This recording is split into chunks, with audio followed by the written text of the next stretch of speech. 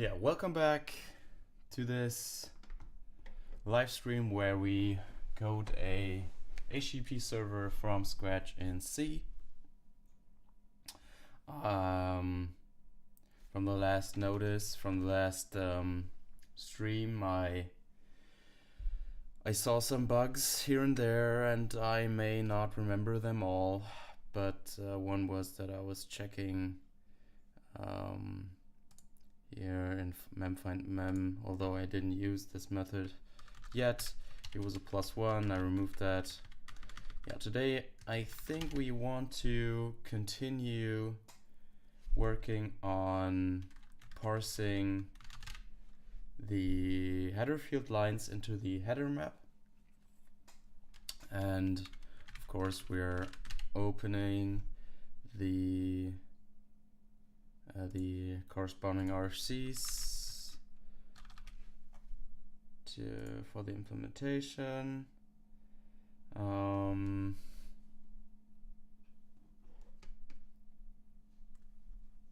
Exactly.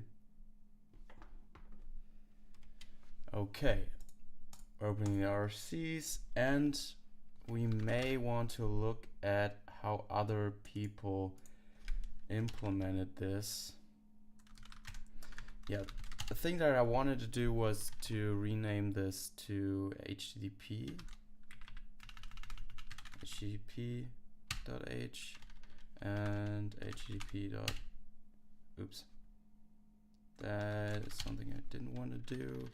I want to rename this into http.cpp.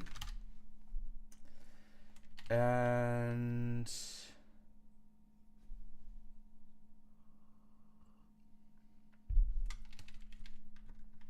exactly, now we have to edit the make file and say, okay, parser http, and I think this should work. Let's make clean parser make http server, and we have to find parser.h. This is the http.h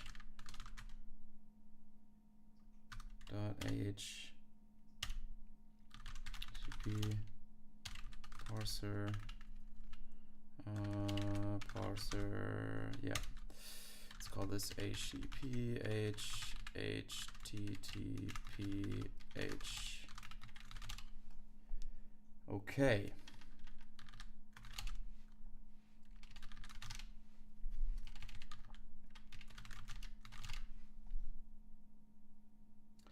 Yeah, so we left off with saying that this header map is something. Let's maybe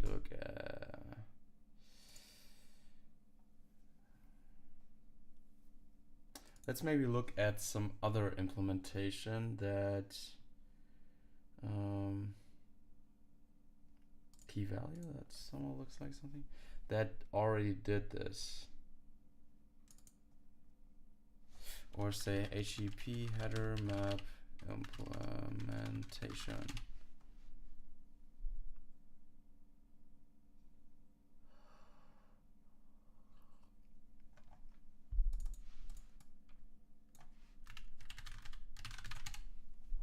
Header hash table.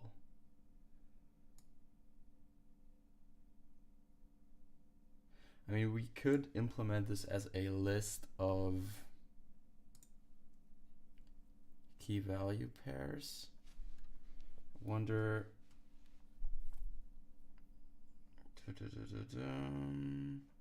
I mean, is there some field line syntax?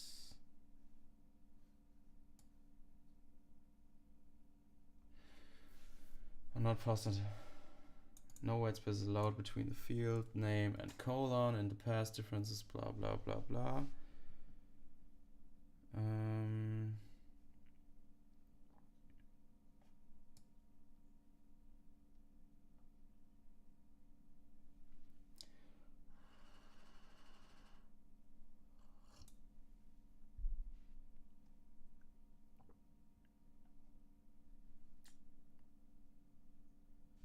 Could be extended. Is there some?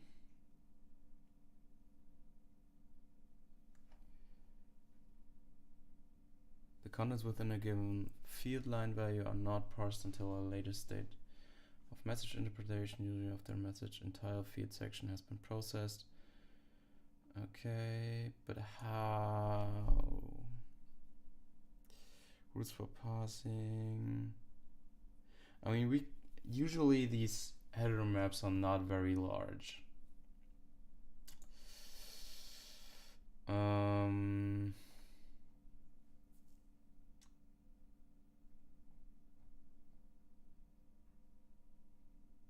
We could just make a list.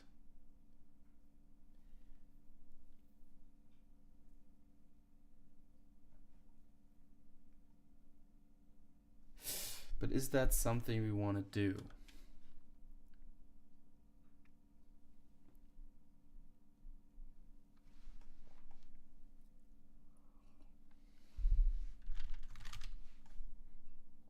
We could just make this a list, this header map.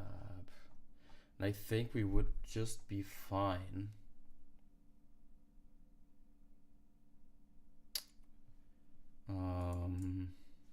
Wonder how they do it. So add. So they do a hash. They do hash it. Let's see at the HTTP server C.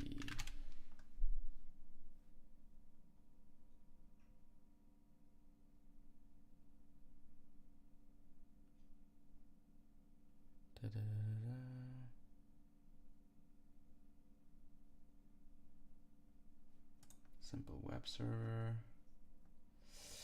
I wonder.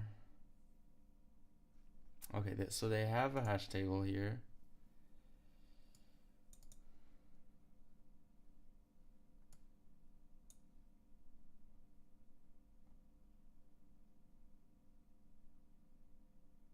Oh man.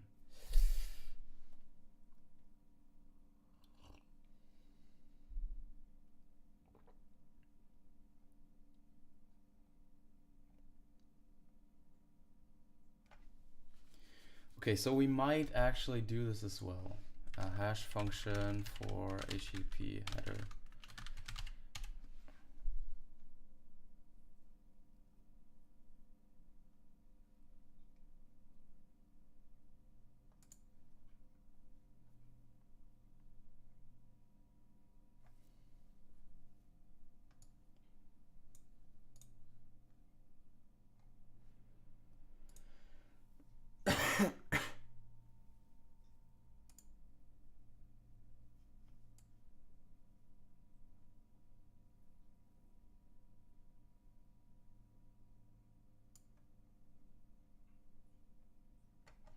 No, this is a SHA.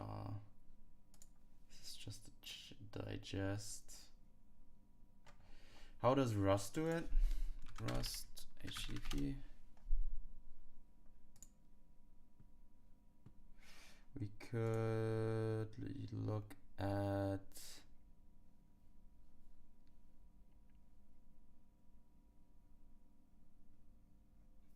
can we look at the source code? Source. Header map.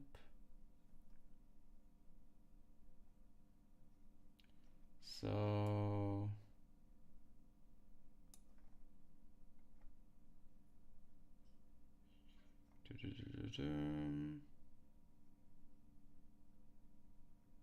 so they also make it a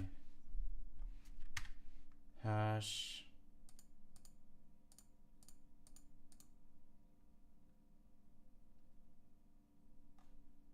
Is based on Robinhood hashing.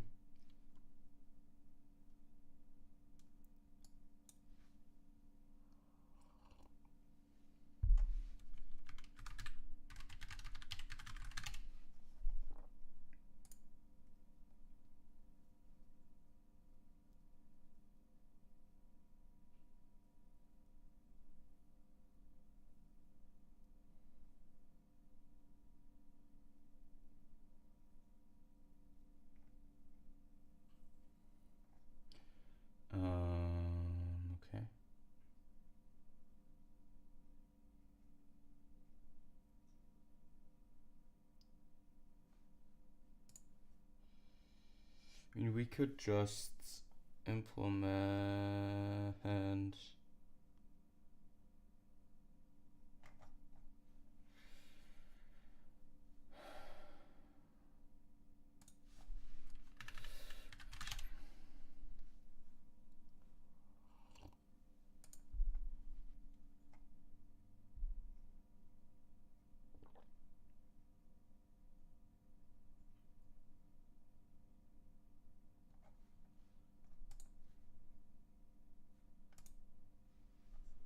Robin Hood hashing.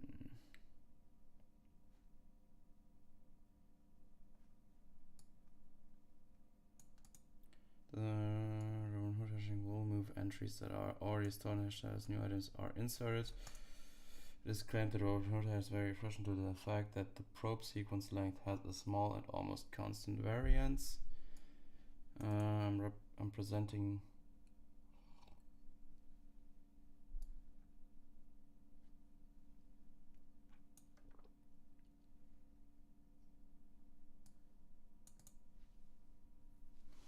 entries are moved around based on how far they are from their initial buckets. So you have a bucket. I suppose a bucket is just a vector struct bucket. So this is okay. A bucket is just, oh, and it can have links.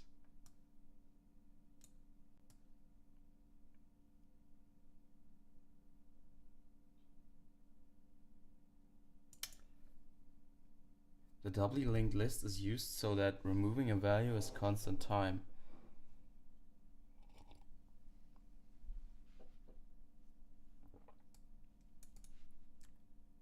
Okay.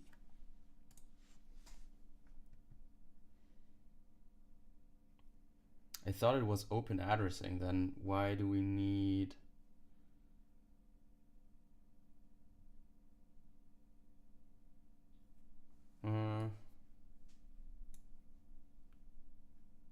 the sequence of tables to be the sequence of table entries to be inspected when inserting or searching for a record. It derives from there that the probe sequence length is the length of such a sequence, that it is to say the number of entries to inspect when inserting or searching for a record. Yeah.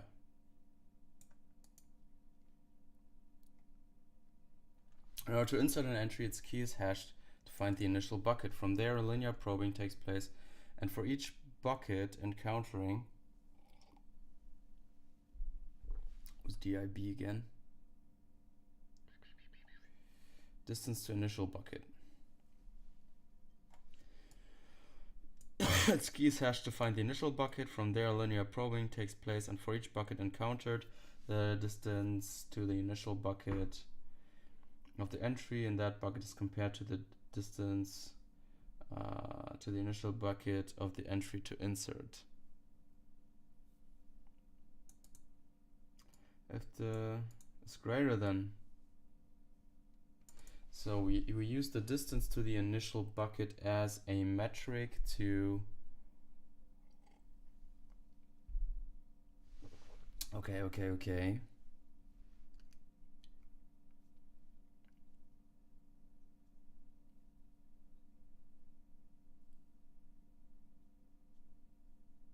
Yeah, I wonder why they.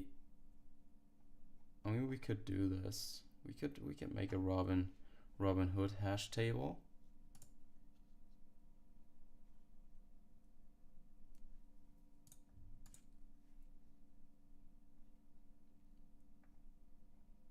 But I wonder what a good string hash function. I wonder which hash function one should use.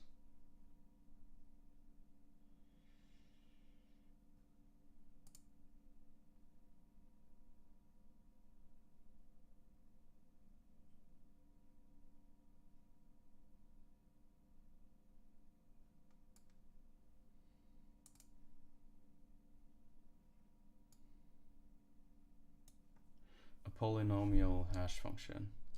Widely used way to define the hash of a string as of length n is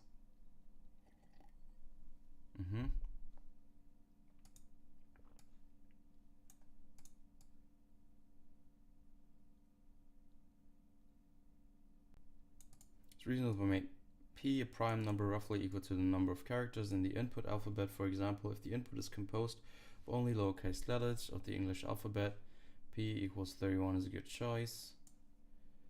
Okay, so something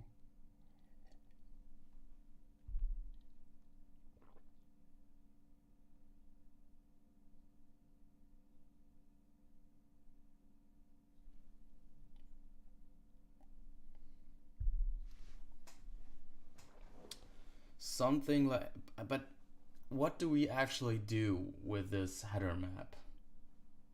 Should we maybe keep it very simple?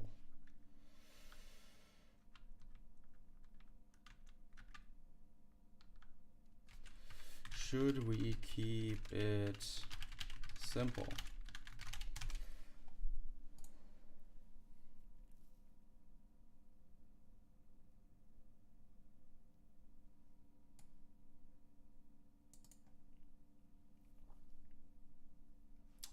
So I think, so when we make it size 128, for example,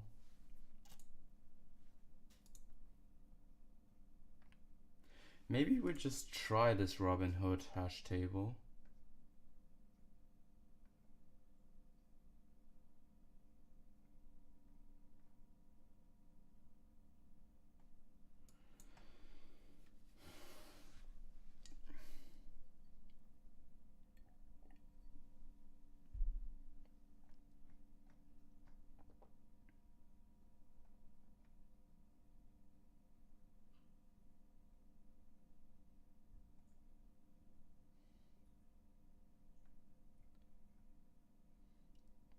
So insertion, this process continues until an empty bucket is found in which the entry to insert can be stored without requiring any swapping. The DIB can be derived from the hashed representation of a key. Store those hashes directly in the buckets of the table. Okay. The insertion process is presented with a schematic and figure, blah blah blah. So we store the hash, then we can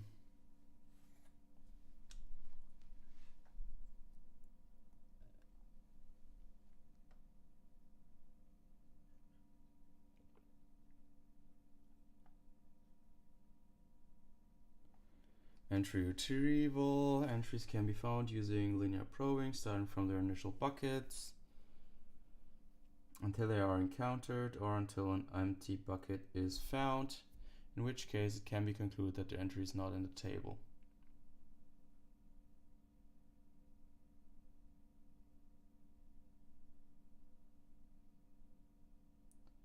If during the linear bucket is encountered for which the distance to the initial bucket and the linear probing is smaller than the distance to the initial bucket of the entry it contains.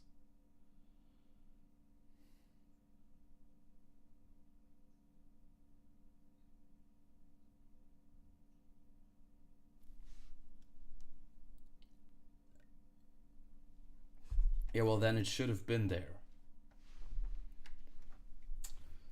Like in basic linear probing, deleting an entry in Robinhood hashing cannot be performed just by removing the entry from the bucket array, because that would make the following entries in the same chain unreachable.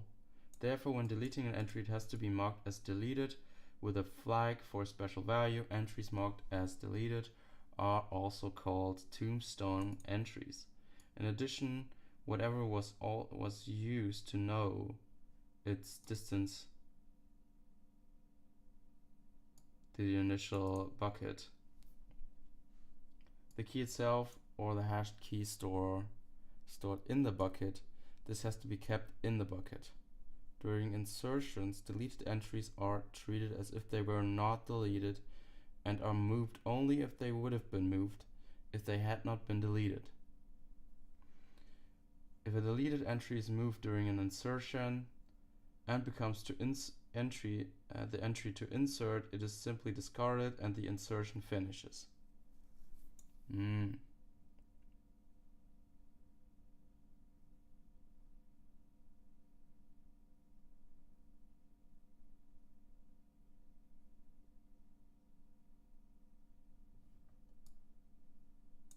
So when we delete, we just say, okay, this is a tombstone.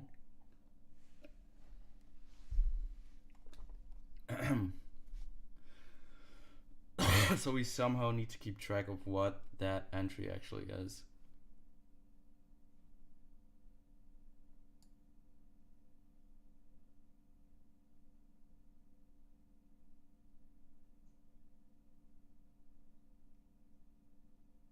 I think this would actually be fun to implement.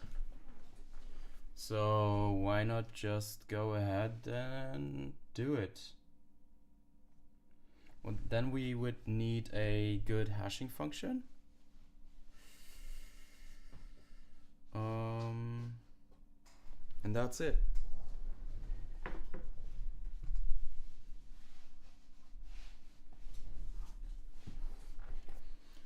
Okay, so maybe we look at maintain the minimum and maximum distance to the initial bucket.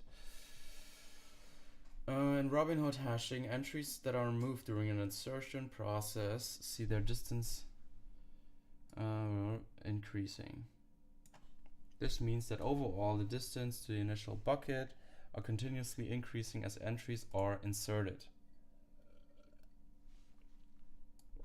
Since the average distance to the initial bucket grows without limit, the number of probes to insert an entry is also growing without limit.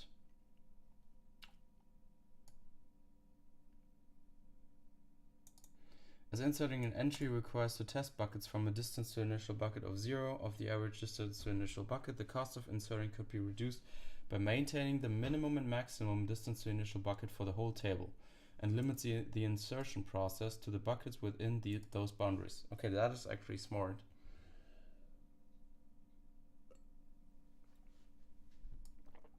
To reduce the number of comparisons, this is discussed in section OP.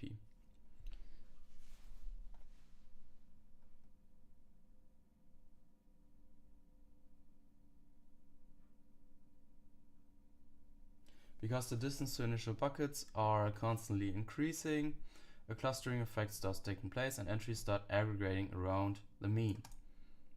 As the load factor increases, the average probe position for a full table increases at a logarithmic rate. But the variance appears to remain bounded by a constant.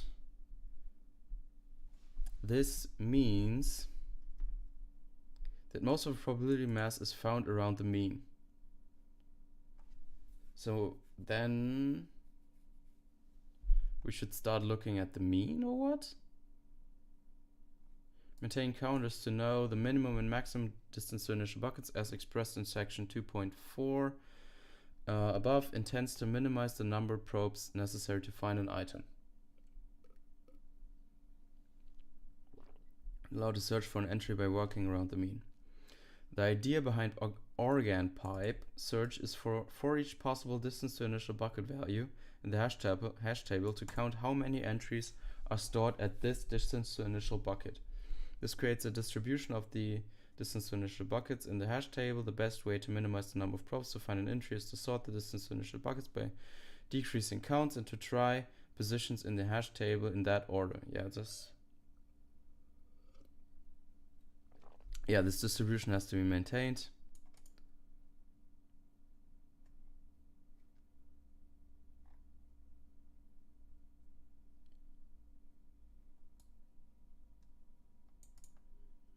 Which will make compilation easy, blah blah blah blah, calling the main program. For the implementation, I've chosen not to implement either organic pipe search or smart search, but to keep a simple linear probing with minimum distance to initial bucket correction.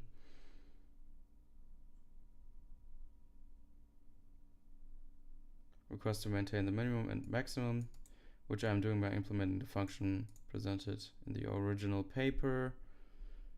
Loading test case, insert entries into hash table until if full, up to load factor of 0.99.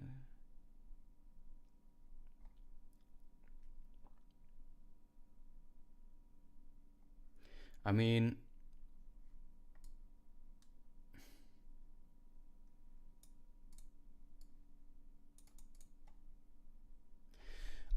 I don't know if it's that irrelevant to do this.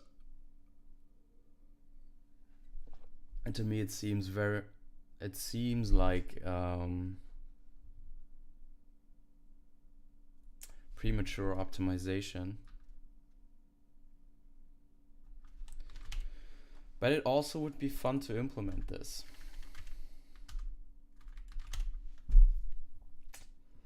So I don't really know what to do now.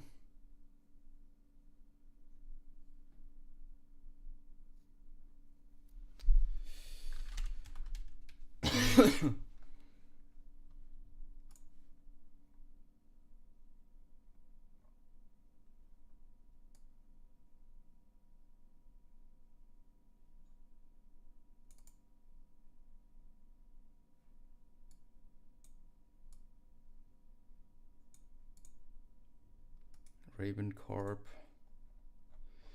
So maybe we should put this in a different file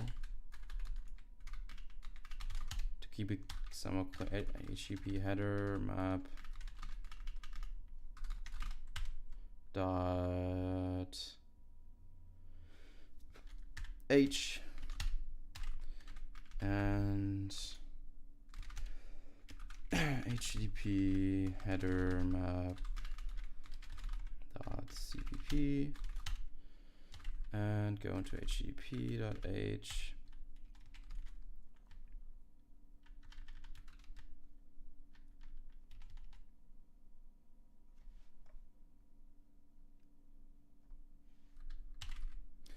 HTTP header map dot h.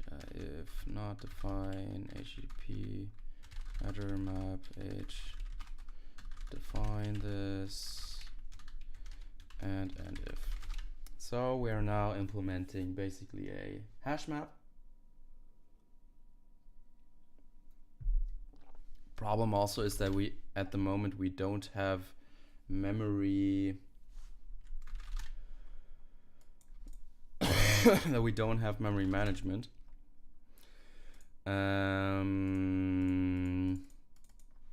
Yeah, so this is gonna be a task of its own as well.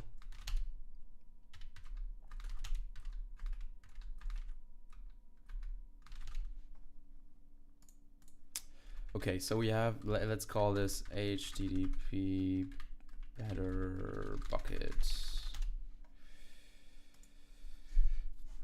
Okay, so this has a header name. So let's just call this maybe we should call this a string by saying a string has a pointer and the size.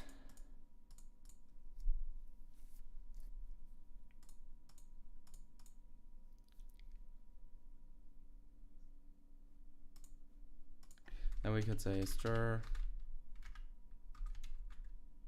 struct string, and the string has a u8 star pointer and a usize length. I don't know, I think this is the wrong place to put it. I think we should put it in mem.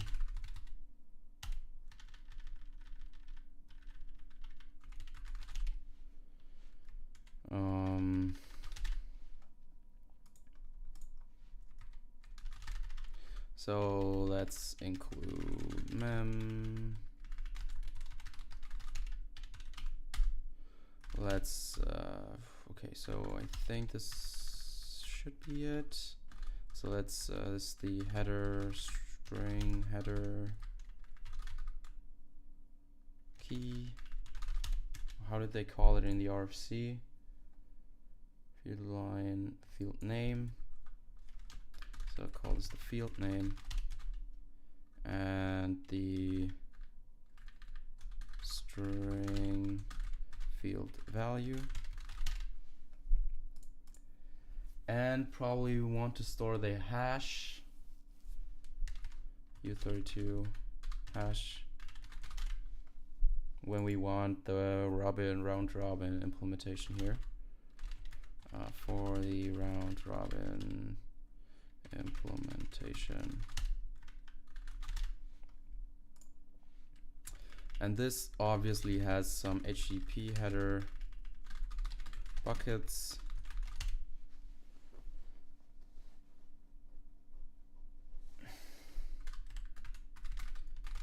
It has some buckets, and this should have a size, which we probably just say size. And we probably want a U32 minimum distance to DIB max. So let's call this minimum, yeah, min DIP and max DIB. And this obviously is for the round robin as well.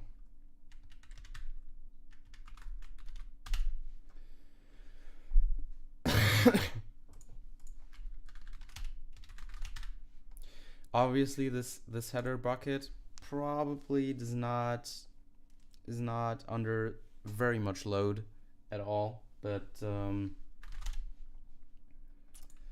make it the length. But I think it's fun to do it anyway. So HTTP, let's include HTTP header map.h and the HTTP header. So this is probably just an include mem.h, and let's call this a string.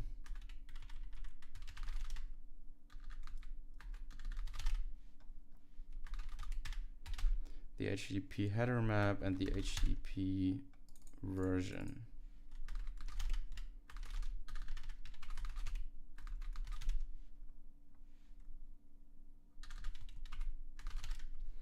Okay.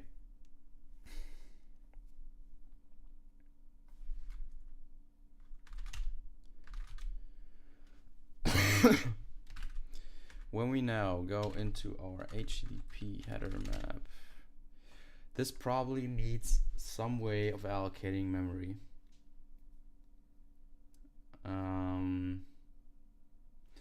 Or what happens if this thing is full? How does it...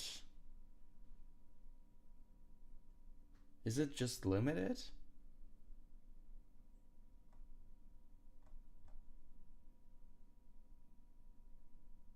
What if it's full?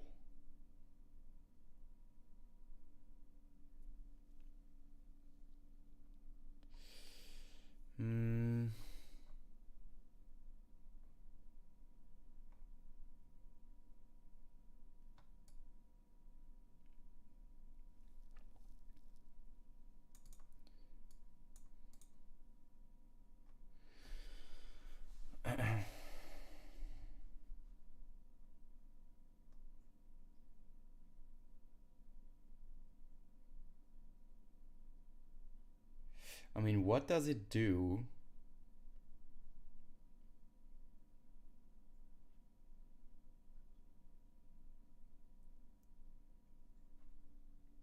if the hash map is full?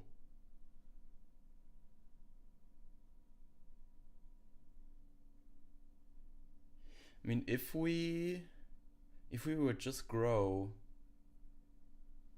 this would be quite bad.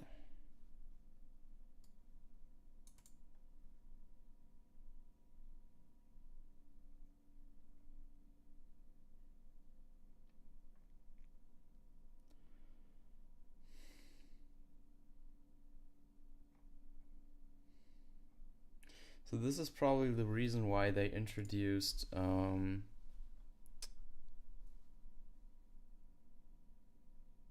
this is probably the reason why they introduced the links here in order to grow.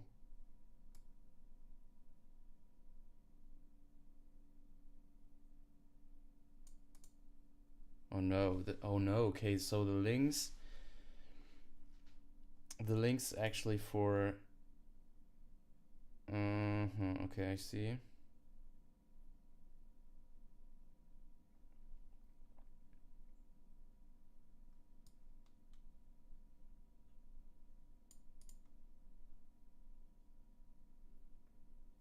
Tracks the header map danger level. This relates to the adaptive hashing algorithm. Starts in the green state when a larger number of collisions are detected. It transitions to the yellow state. At this point, the header map will either grow.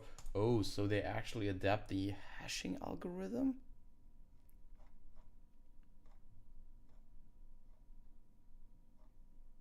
They put a lot of thought into this.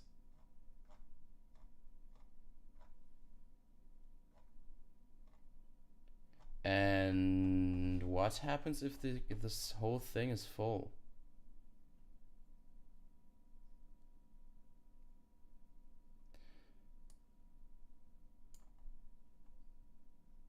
Usable capacity.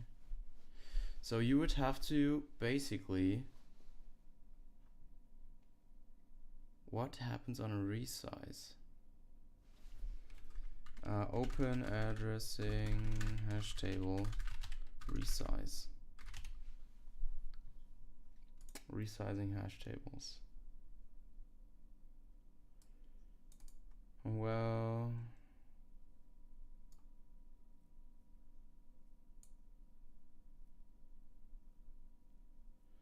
yeah, this is exactly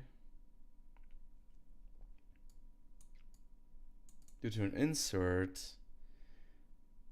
We will need at least insert over before the next time we double the size of the hash table. The next resizing will take, so that's how long it takes to create a table of size 2m.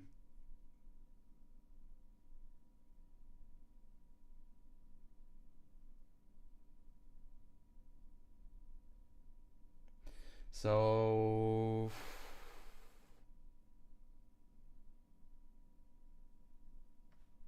given hash table worst case performance is the idea that we select the hash function randomly from a group of hash functions. This means an adversary cannot choose keys that he knows will give worst case performance anymore, since the adversary doesn't even know what hash function will be chosen for the table. If we form the group of hash functions carefully, we can assume that.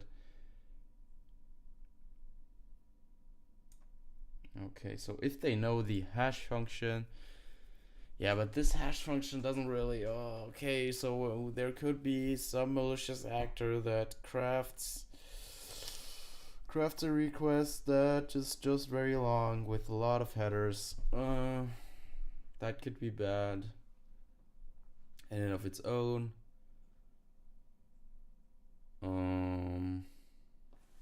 Yeah, we could choose a random hash function here.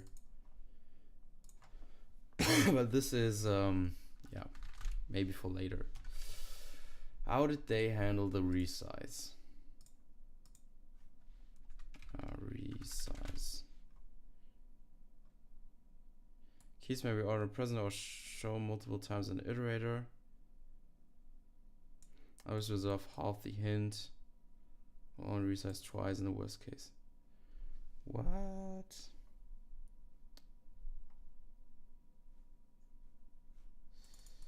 So yeah, this is probably not what we want. Where's the implementation? GitHub. Yeah. Also, let's see.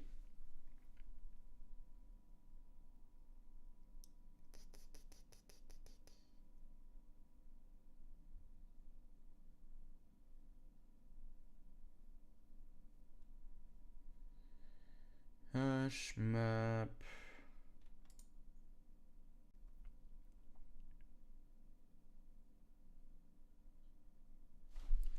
Did he malloc anywhere here? Hamming.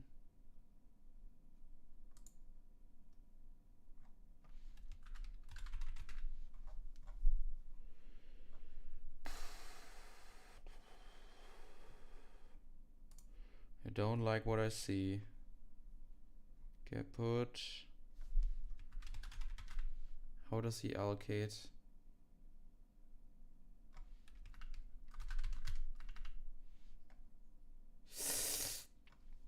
Resize 0. Okay, I suppose you would have to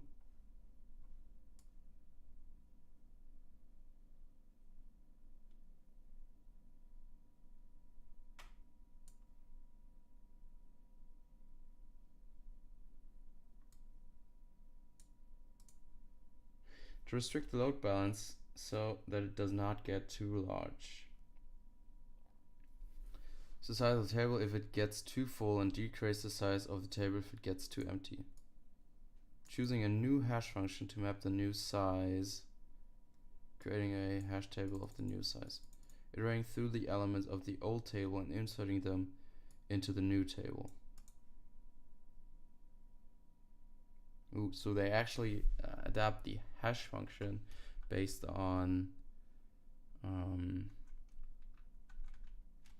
the table size.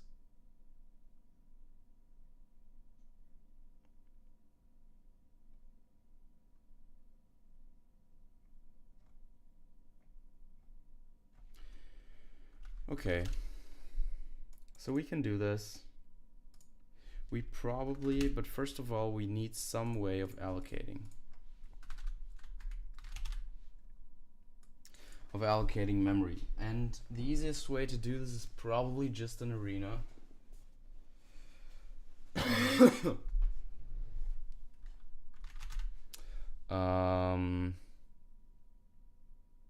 If we want to do it fully from scratch. So this thing gets an arena and just, I mean, if it's created and it has to be resized, well,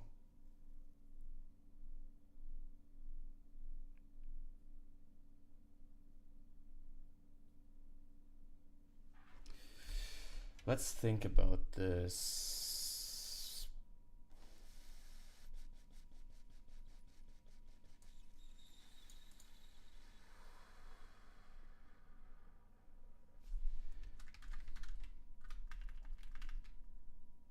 Determining a good hash function.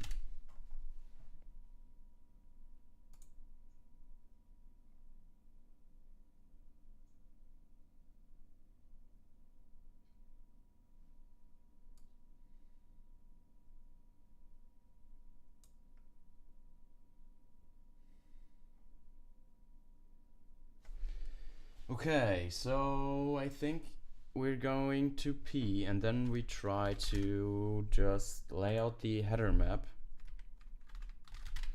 as if we had a way of allocating memory, which we don't at the moment. And that's that, I guess.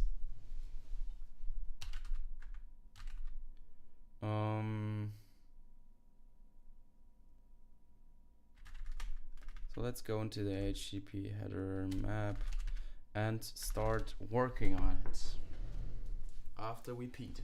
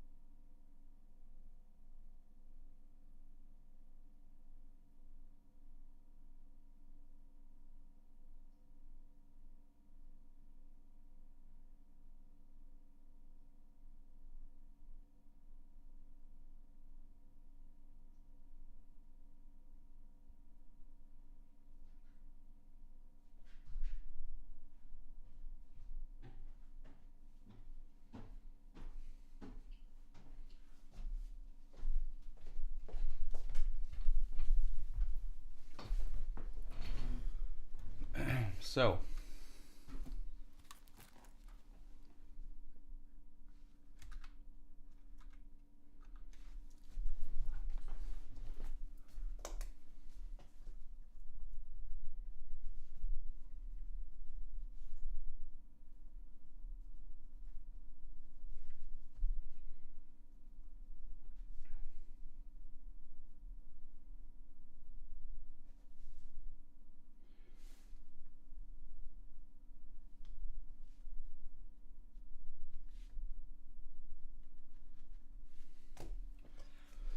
okay, so we just pretend that we somehow know how we can allocate memory. We don't know it at the moment, but I think it's a good thing to just pretend we know and build the API around it such that we know how to do it later on. So what we basically need is an insert operation, a get operation, and a delete operation.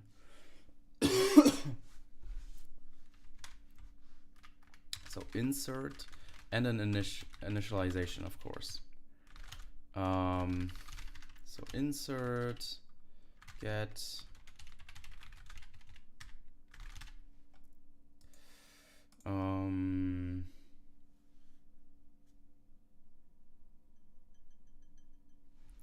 we want a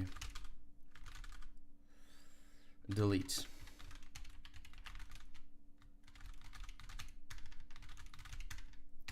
And for this we need a hash function. Hash, this is probably U32.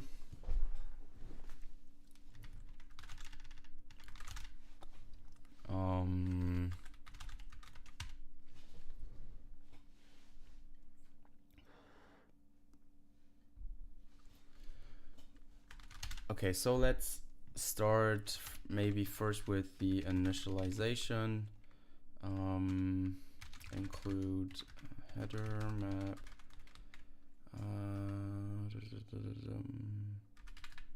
HTTP header map dot h. Probably need some initial size. Say void init header map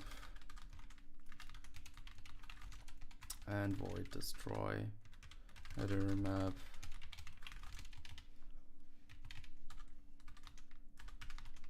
I want you to give me a header HTTP.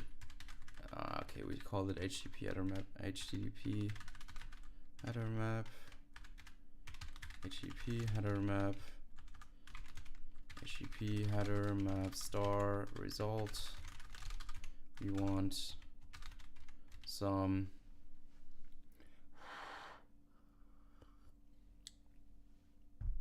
we probably need some way of allocating, so we need some allocator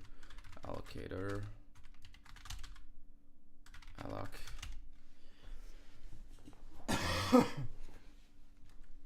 We need a size, a U32 length, and do we need something else? I don't think so.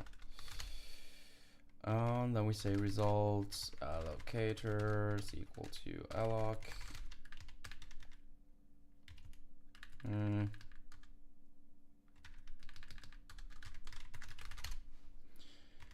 Results len is equal to len, and now we have to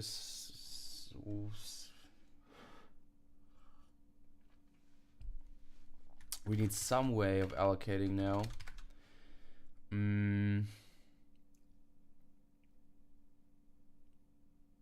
So allocating can fail when we don't have acquired enough memory.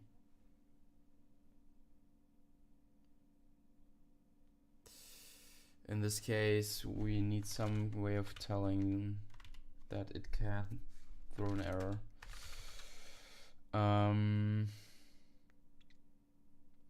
You could make it by just returning a null pointer from the allocator. So we would now have to say result buckets is equal to somehow. So this can fail as well, I guess.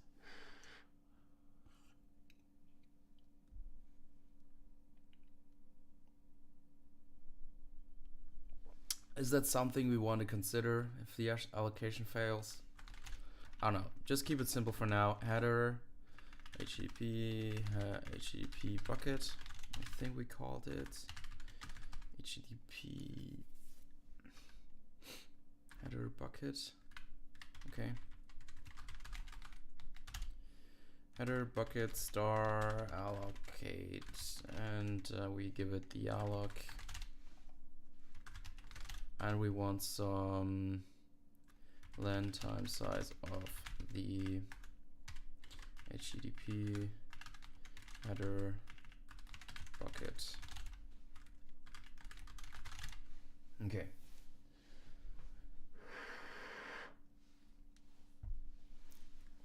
So this is our buckets. Our results min dib 0. Max dib is probably 0. I mean, we just have none. HTTP header map. Yeah, this is all we have to do, I guess.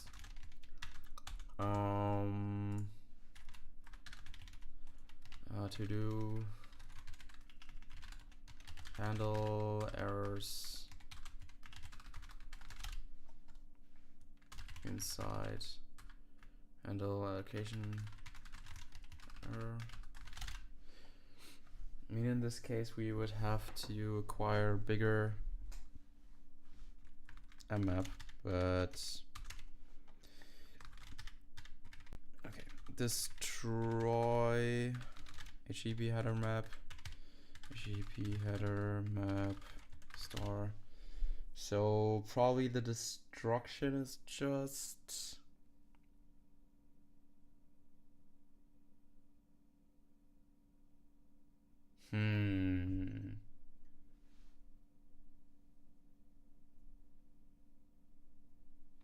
Do we need to destroy this? I mean, if we say we have it in an arena,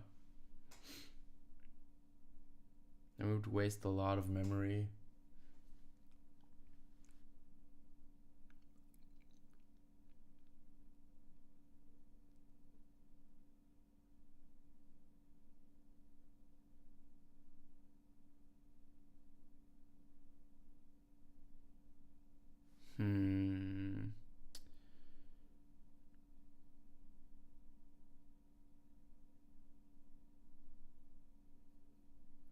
Okay, so for now, just say we have some mechanism of freeing the memory.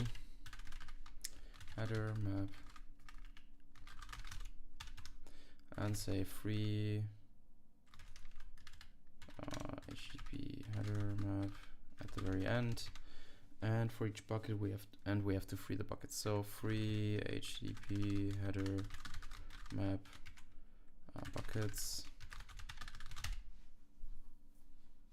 Okay.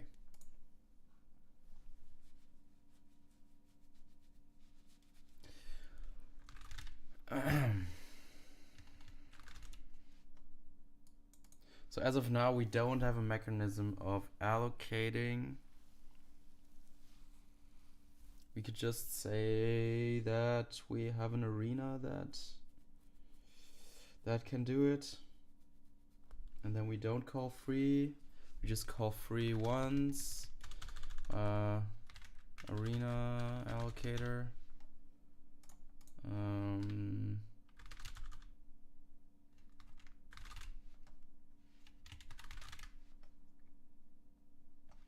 We probably don't need this.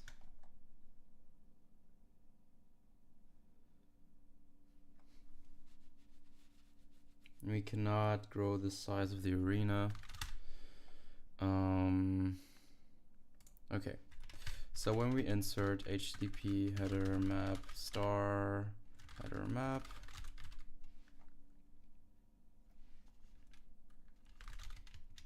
And what we want to insert is a bucket, but rather a, let's say, string,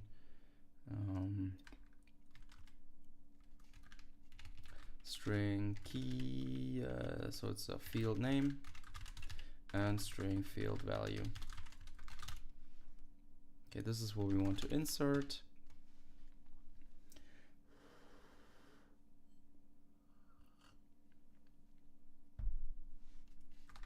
Great. Probably the original paper is here as well.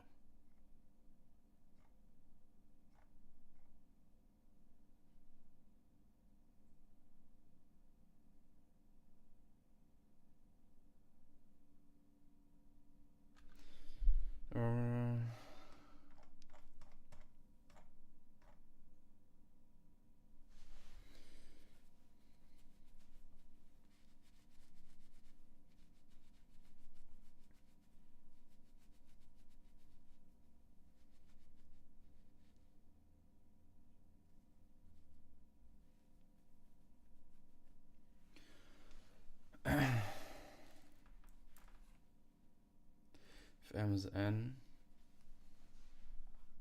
so we probably have some, we probably need some size.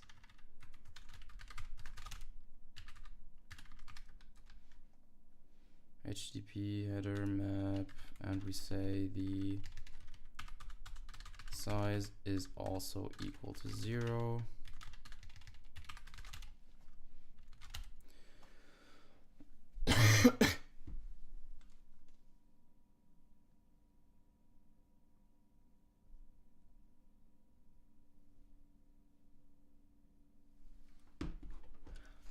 Size is 0.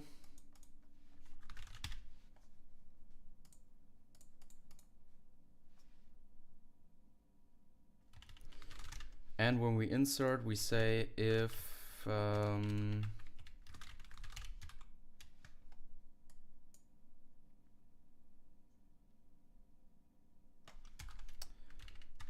if the header map size is equal to header map, so then they said we fail.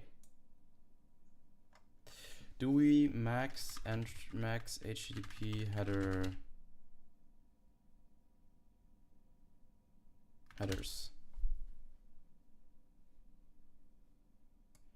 Does not define any limit. It's 8 kilobytes.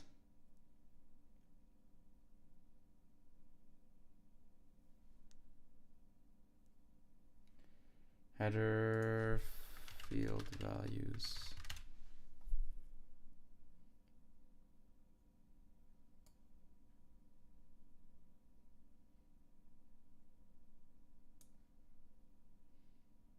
I mean, we could put a straight constraint on this and say, okay, we never have more than 128 headers.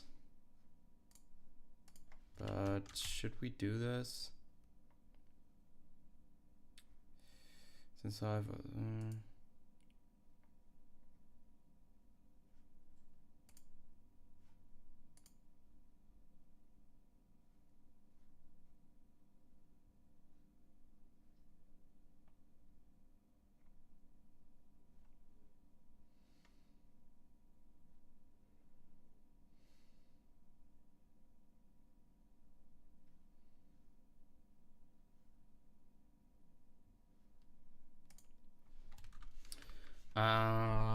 so they don't handle this at all. So they just return a fail, return -1, to do Lewis, resize the table.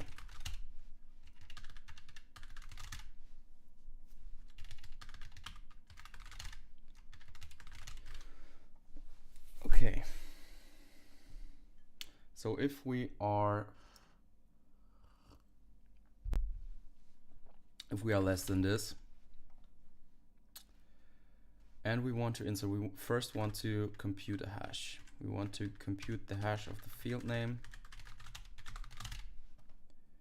And this is the key. And this is mod, let's say the table size, let's just save it in a variable, table size, header map size, and table size, header map. Oh, so this is actually wrong. We want the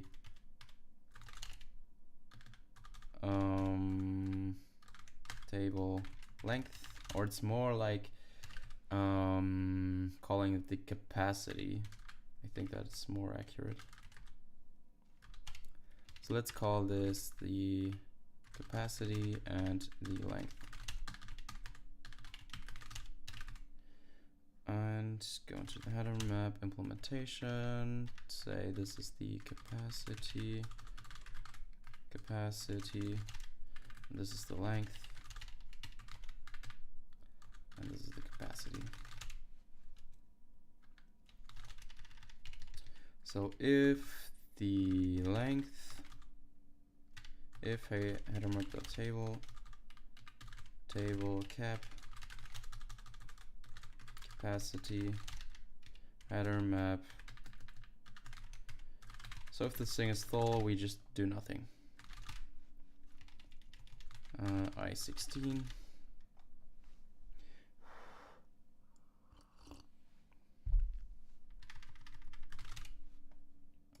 And this is mod the table capacity. And here we need some way of, let's say, polynomial hash or whatever. Polynomial hash of a string.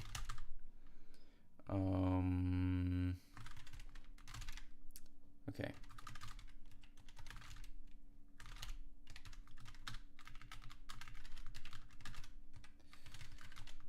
Implement the hashing function. I mean, if we don't grow, then we don't have the problem of having to allocate every time.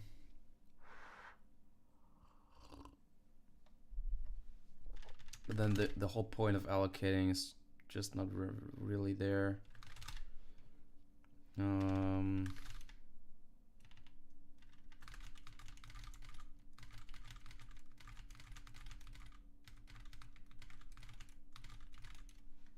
Okay, so we have the key and then we probe.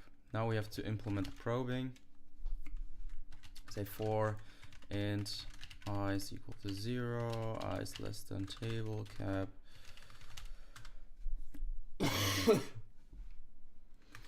And we have no way of saying that a bucket is empty. So probably you have to introduce something like a bucket tag. This is an enum,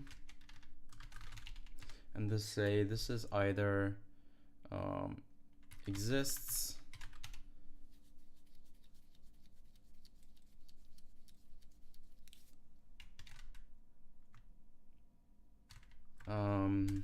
how did they call it?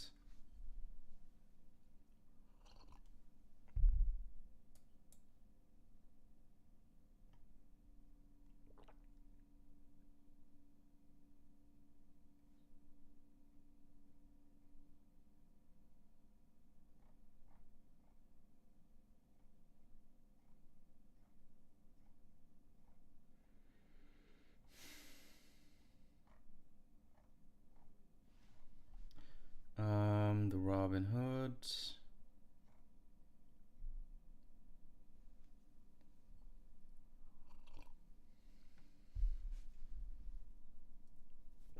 They have some total cost.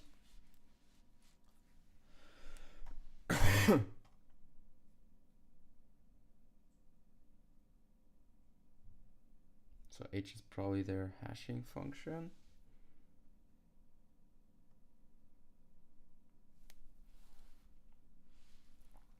So the probe position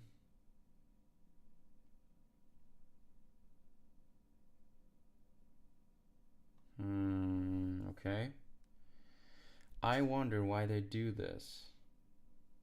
So they hash the key again with the probe position.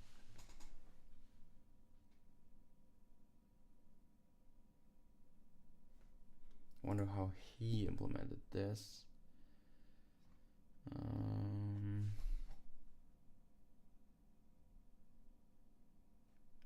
So this hashes some key. This is the index. And this just goes around. They did it somehow different. So they have some proposition and they get a new location based on the hash, but I don't want to do that. Find position.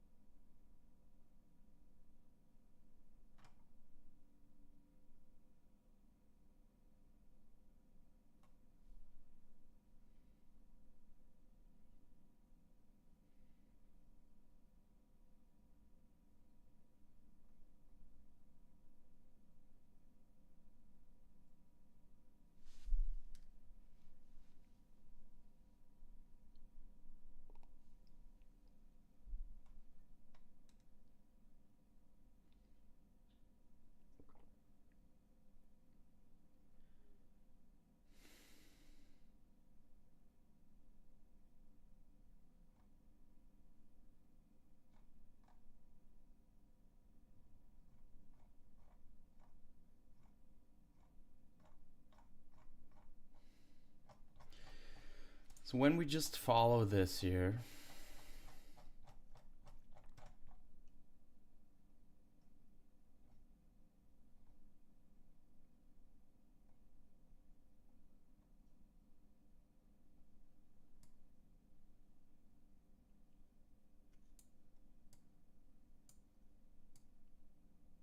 linear probing takes place.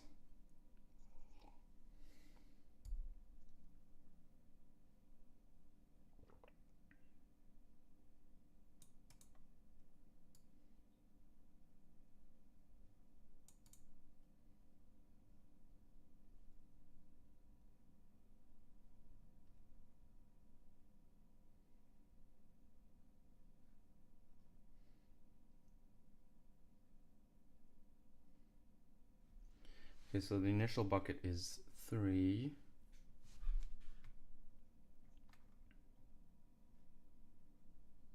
Distance to initial bucket, blah, blah, blah.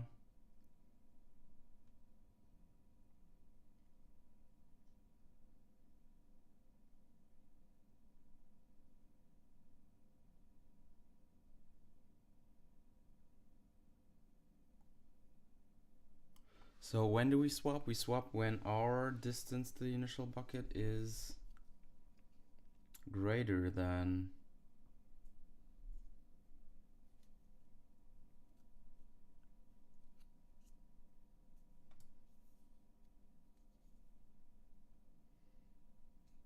and the entries are swapped. The entry to insert is stored in the current bucket and the entry that was originally in the book become the entry to insert.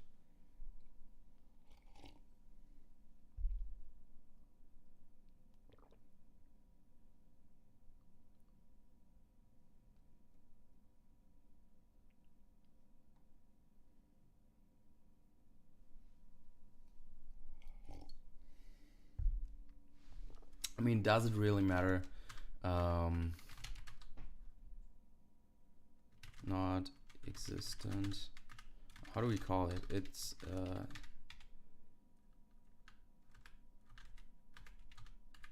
not initialized.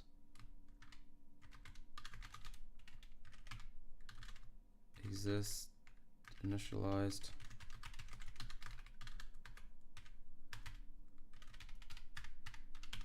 And a tombstone.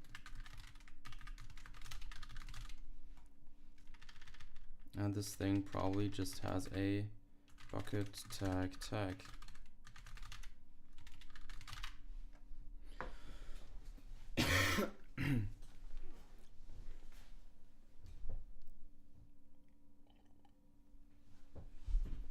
Does the tombstone still have the distance to the initial bucket is the question.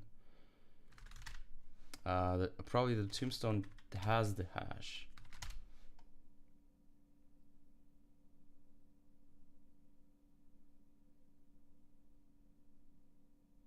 Okay.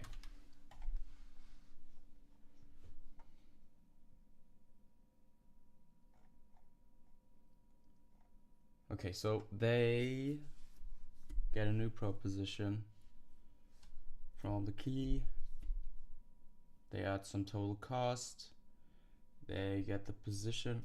If our probe position is greater than the record position,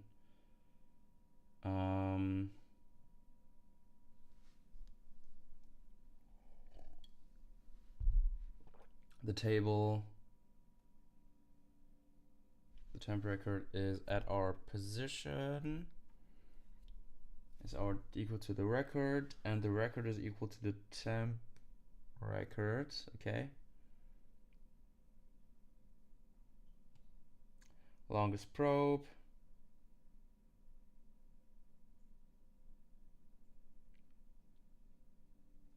Longest probe, where did we? Okay, proposition. Okay, so I think this is quite straightforward.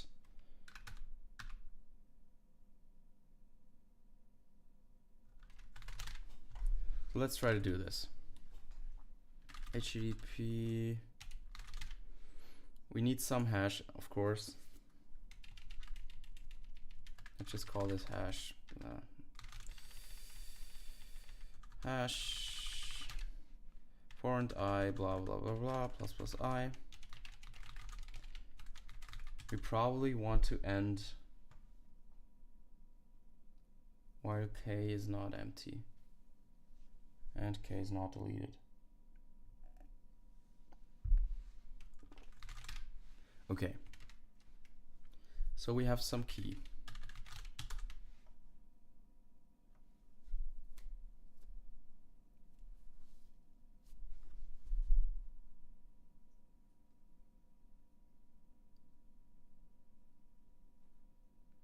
I mean, if it's empty, then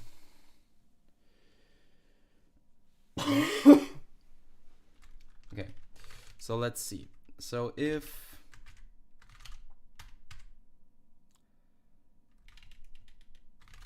let's say our our HTTP bucket, HTTP header bucket star buckets equal to header map buckets. I think we need to access this quite some times. So this is if the bucket plus the key, so the current bucket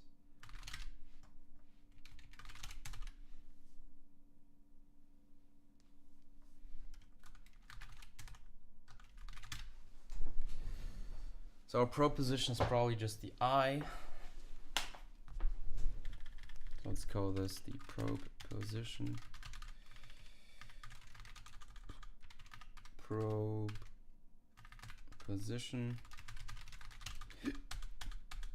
No, this is not the probe position.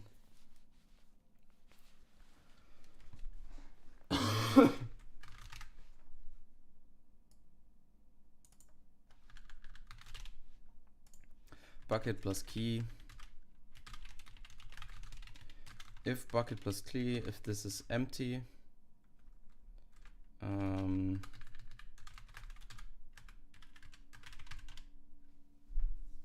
this this is obviously a pointer, and then the tag is equal to, yeah, we should call this empty.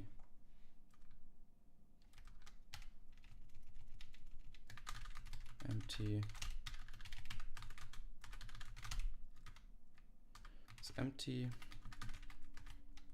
Yeah, well, then we can just swap those two buckets. We can just put the and we'd also have to measure the distance. So this is the probe position.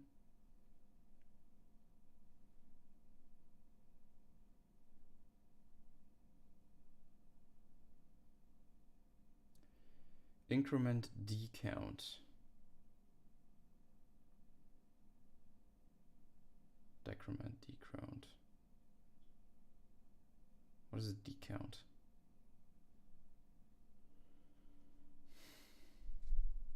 Zero except D count 0 is equal to N.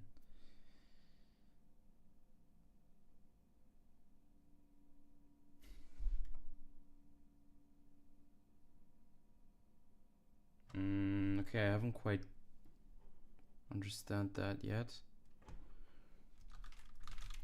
Okay, so let's say the target bucket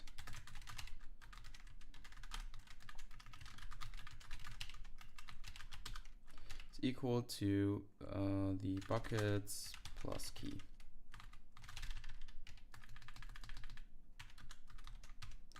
Target bucket, or maybe the probe bucket. If the probe bucket, if the tag of the probe bucket is empty, then we can just put our thing in here.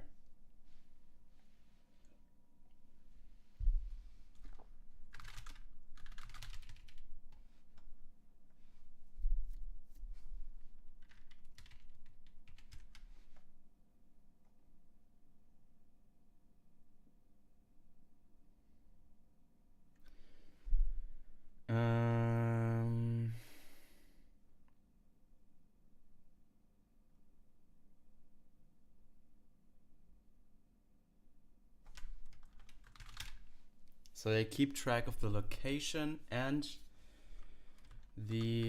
so this is the probe position. That would be this probe position. I mean, this should never happen, that this is equal, because we should have an empty entry here. So we can, I think we can do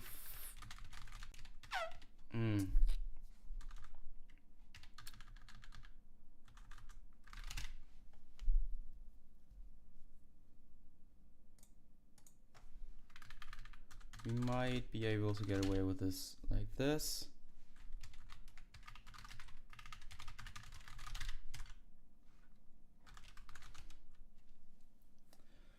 Now we say the location is equal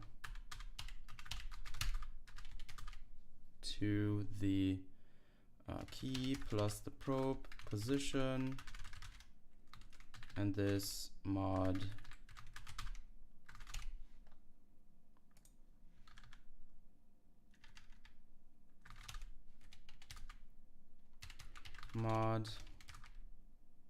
the table cap. This is not very nice. So this is U32 location.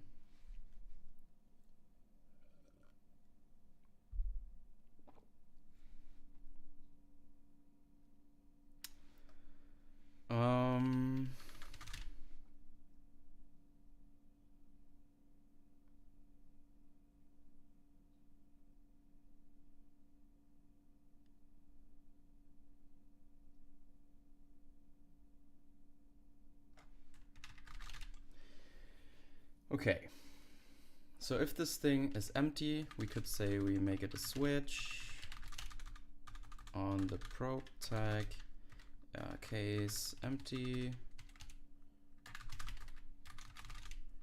case or was it initialized? And a tombstone. Okay, so in case it's empty. God.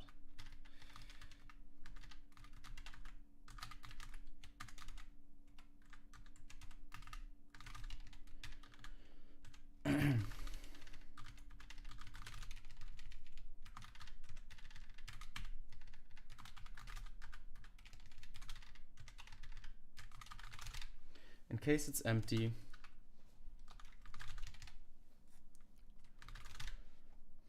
then we can just put our record in here. So let's say the HTTP header bucket star pro bucket, what did they call it? It was the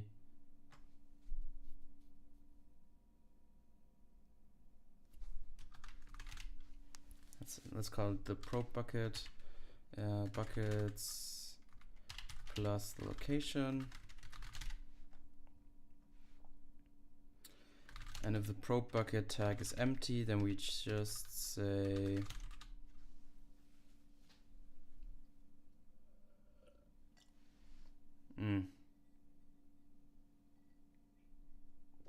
drop the tag into the T. Nice.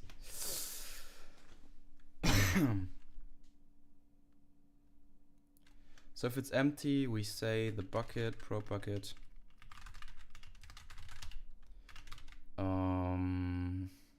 field name, so the field name, the field value is equal to field value, and the hash, of course.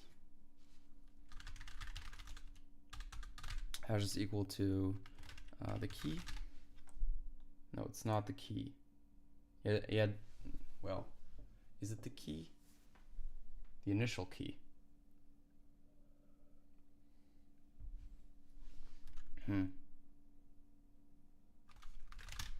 I think it's the key.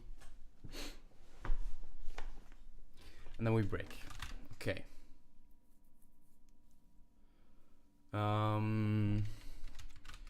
If the probe position is greater than the max probe position,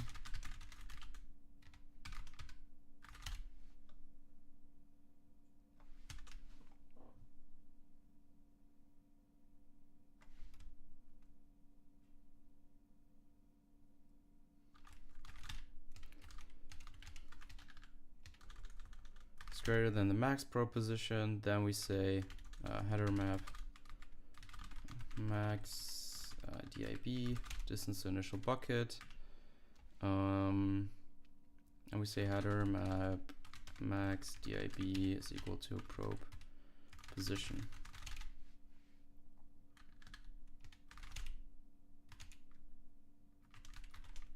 If the probe position is less than header map min DIB, header map min DIB probe position.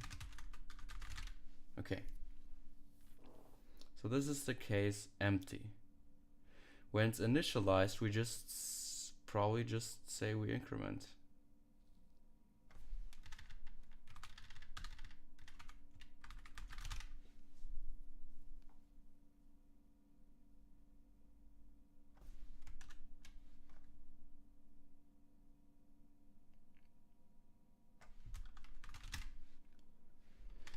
So when there is, oh no, that's actually not true. So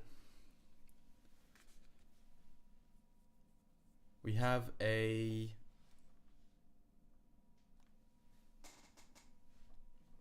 so this is the probe 1 and it's initialized.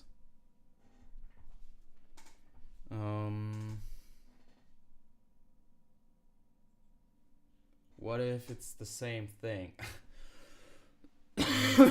So if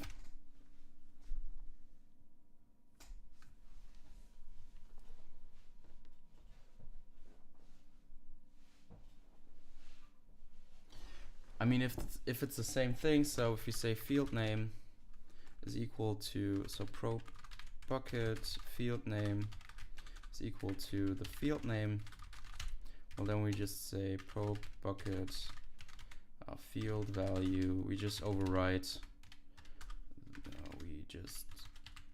if we note if we encounter the same field value, we just overwrite the old value. Okay. Is equal to field value. Okay. And we probably just break.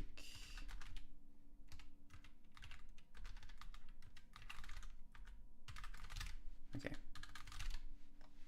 But we want to break out of the loop, so we return.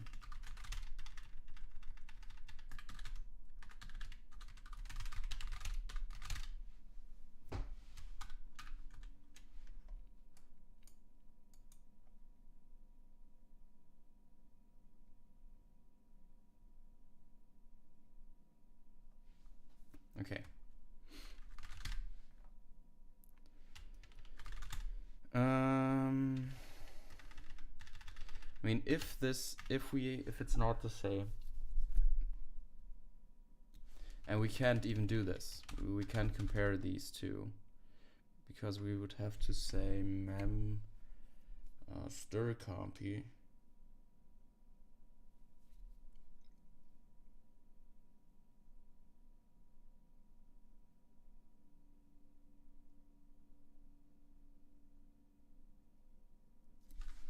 Maybe we just want it twice. We encounter the same field, we just insert another entry.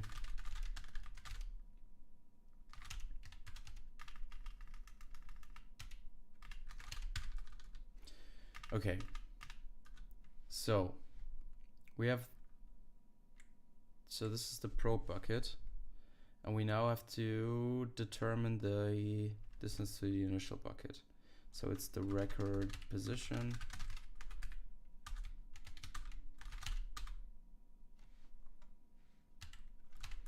U32 is equal to the probe bucket hash, and then it is how do we do this?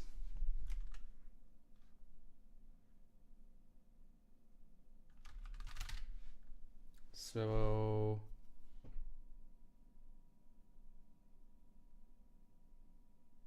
how do we determine the position?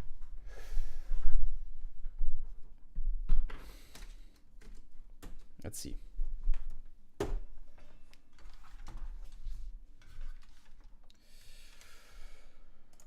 So let's say we have these buckets here, B0, B1, B2, B3, B4,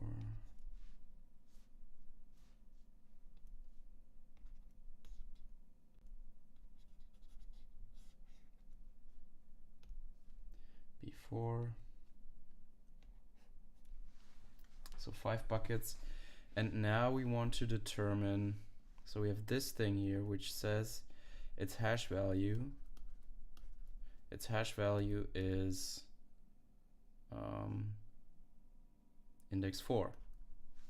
So usually it was here, but it had to go around and went in here. Okay, so how do we determine the distance to the initial bucket?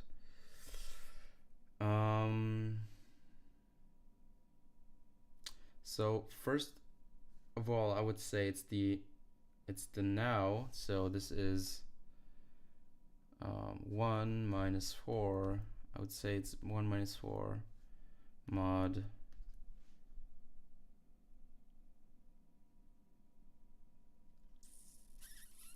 the capacity. But is that correct? So minus 3 mod 5 would be 2. Is that true in C as well?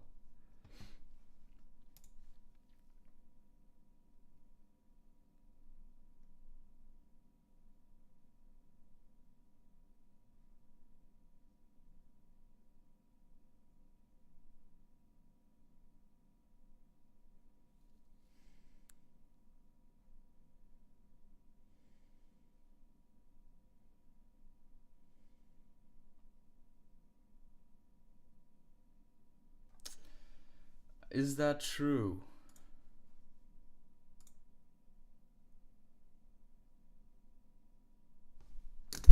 So let's figure it out. nvim main.cpcc i32 int main void print f. So also the thing should be negative as well, so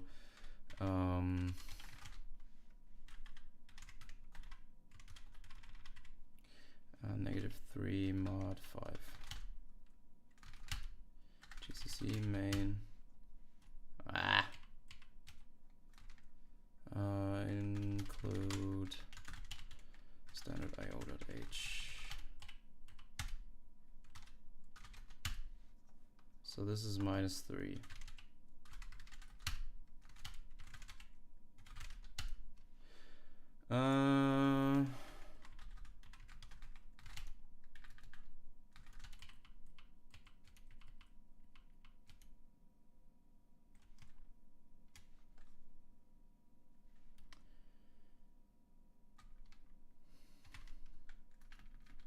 -3 mod 5. Yeah, this is 2.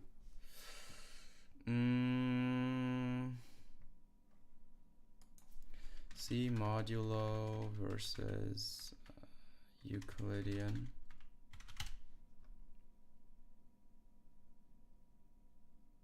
Euclidean integer modulo.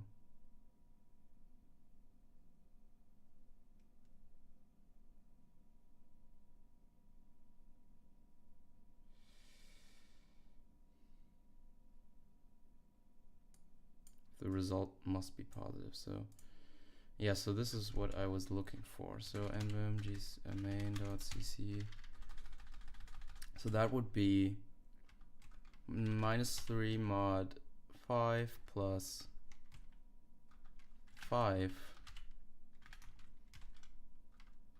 mod 5.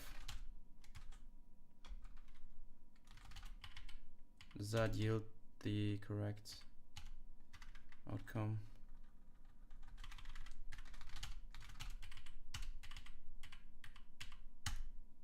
That would yield 2. So this is the hash. This is mod the table capacity plus the table capacity mod the table capacity.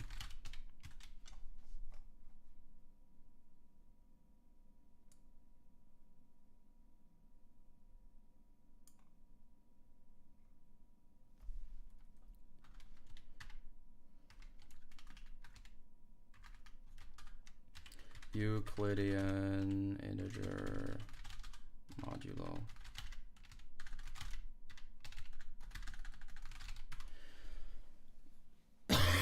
Okay. So I think this is true. So this is 2. And this would be 1, 2. So this is the distance. If we would be here and the hash would be pointing at 4, then we have 4 minus 2 mod 5, and this is 2 as well. So this should work.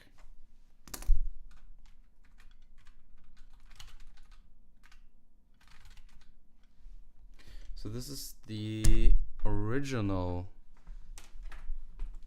the distance, and if our probe position is greater than record position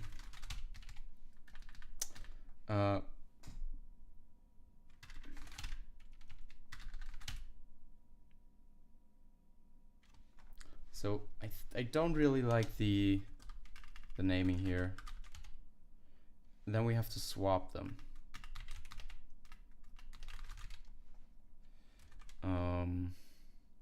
Yeah, this is also the problem, because we now have to continue with these things.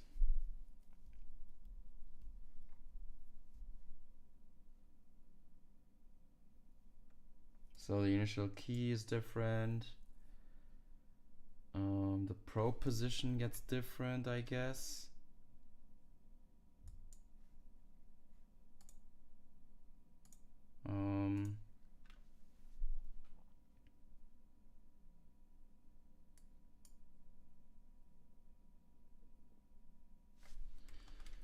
So now we have to perform a swap.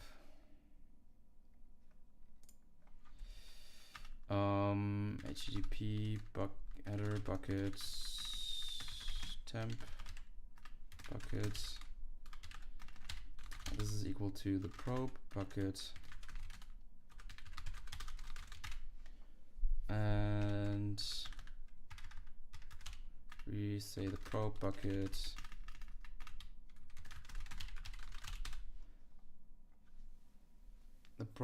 is now probe bucket. Okay, how do we do this?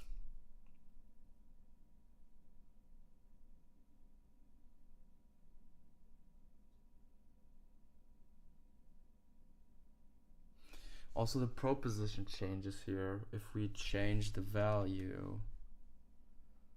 Yeah. So maybe we should say U32 probe position is equal to 0.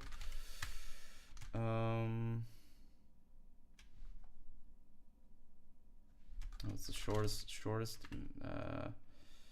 header map. The shortest probe should be 0 in the beginning.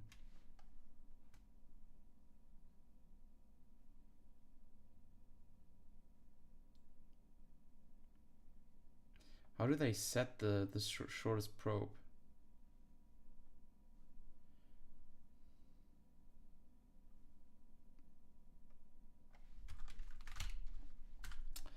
So header map, the probe position is equal to the min DIB.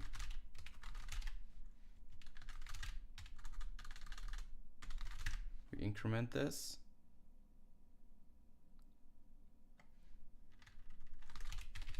And if the probe position is greater than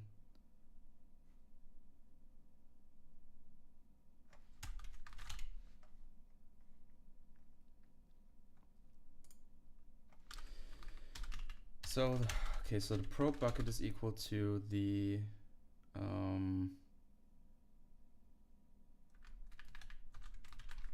values in the probe bucket should be equal to the values in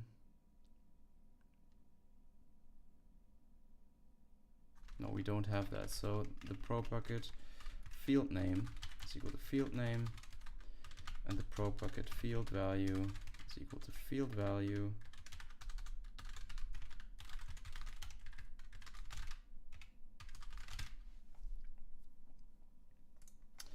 And the probe bucket hash is equal to key.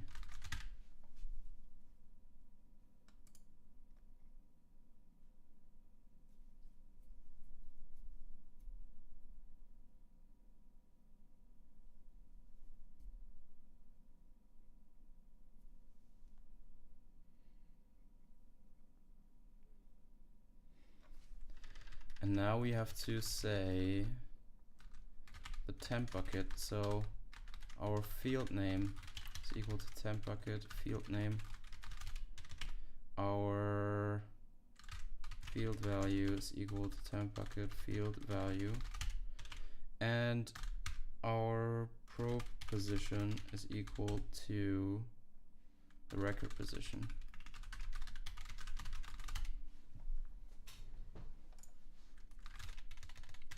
If the probe position is greater than the header map max DIB, return.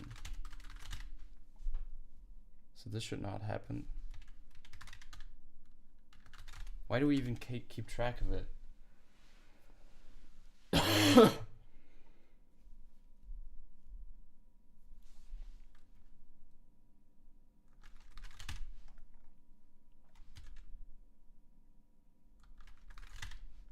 And we obviously have to update this. So if the probe position, I don't quite know why we have this this max DIB. We probably only need the min, and we don't keep track of it right now in a correct way.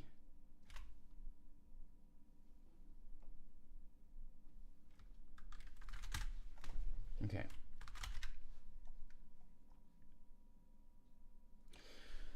Okay. And we swap the two.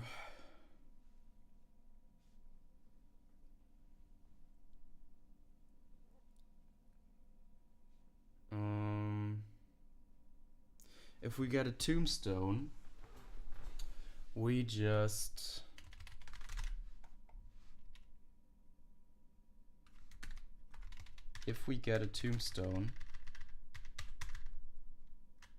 we do the same thing as an empty, I guess.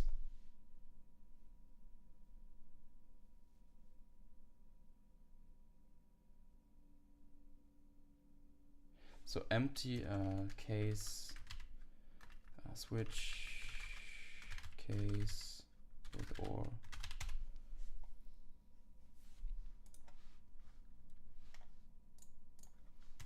So I think this is the same thing.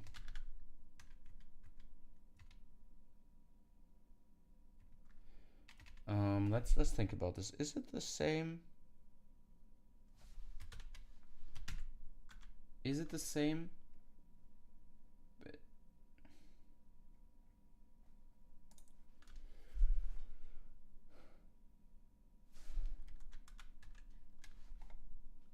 Insertion.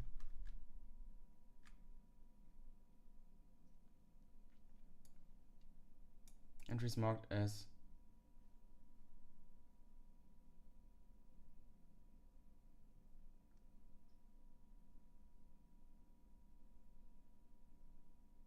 affiliated entries moved during an insertion is simply discarded and the insertion is finished. Yeah. So if we get a tombstone, we just copy this into here, and I don't think we increment the length. But if it was empty, we say header map length plus plus. I think this is something we want to do. Okay. So here we swap the two.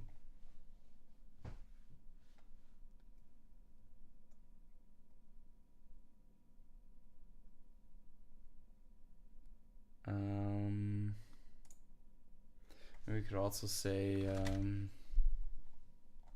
we could say our, how did they call it? I think they called it record.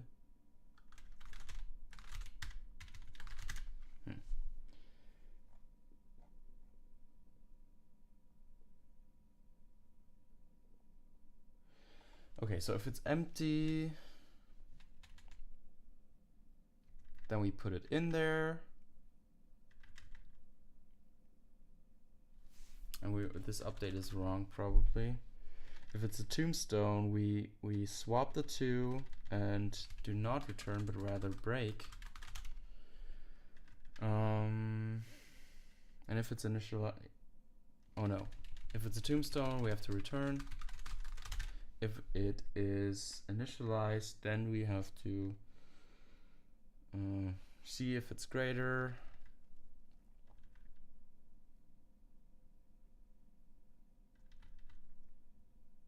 And yeah, and then go on. Okay. So I think this is the insert procedure. We would have to test this. And also we have to initialize all of these buckets. So for int I is equal to 0, I is less than capacity plus plus I plus plus current bucket. Say the current HTTP header bucket star current bucket is equal to results buckets, and say the bucket tag is equal to empty.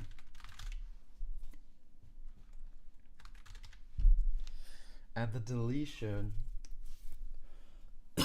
obviously the get we have to implement, and the deletion we have to implement.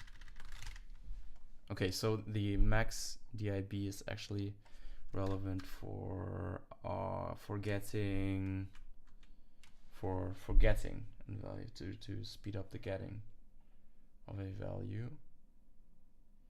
So if this shortest probe is equal to 0, what? Increment. How do they initialize this? 0, 1, all 0 except decount 0, which is equal to n. So this is basically some way of saying that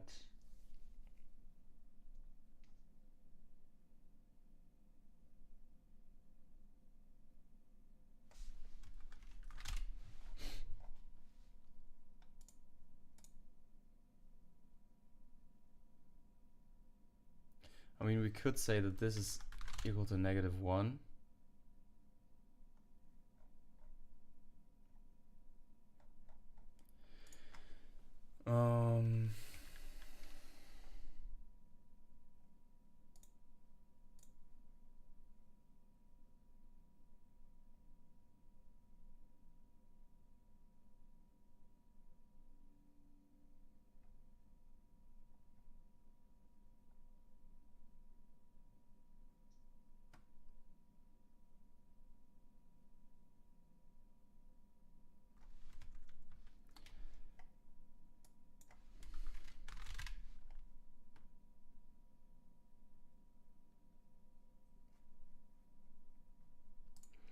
So if proposition header map min dib, so if it is less than 0 or this, then this. Okay, so this would be our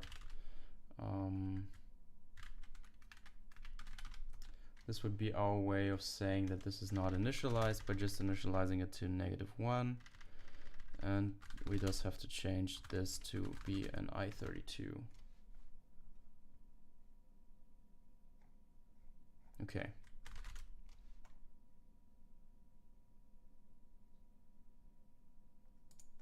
So this is the current location.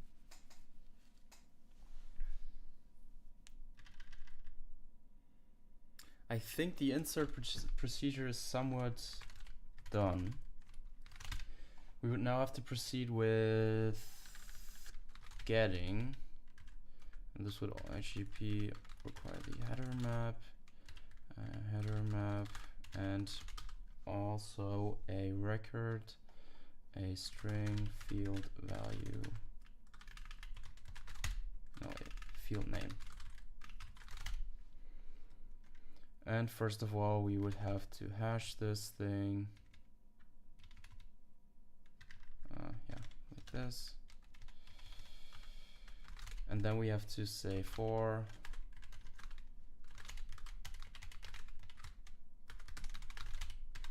forever. So let's say we have a HTTP header bucket star pro bucket is equal to header map buckets plus key, or more or less maybe we put it in here and say that this is the location, U32 location is equal to the key. Say that we have a probe position which should start position at the minimum, min dib, probe position is less than max dib, less than or equal to, and we increment the probe position is equal to the key plus the probe position, and then mod the table cap. So U32 table cap is equal to header map capacity. Mod table cap. Okay.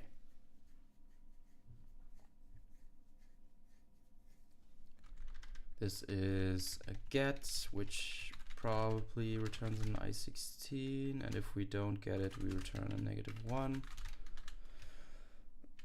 We probably want a string star field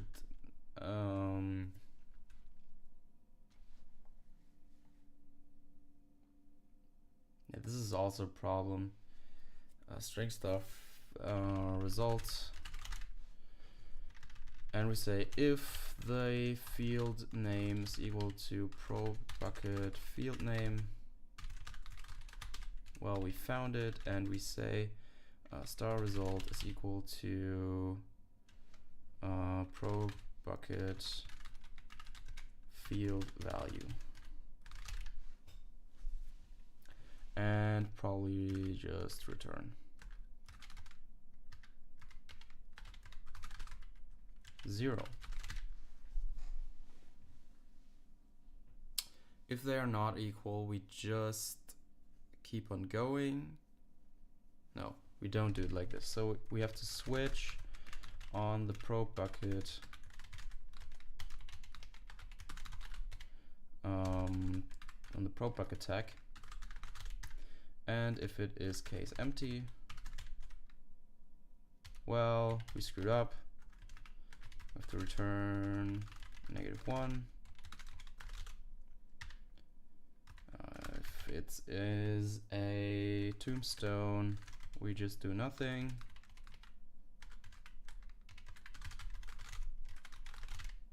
If it is a initialized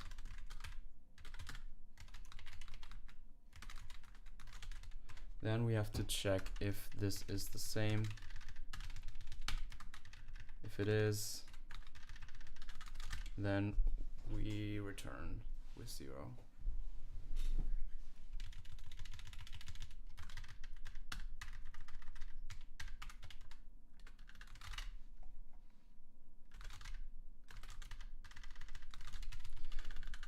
So I think this is the get.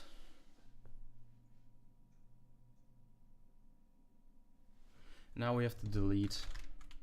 This is probably quite easy.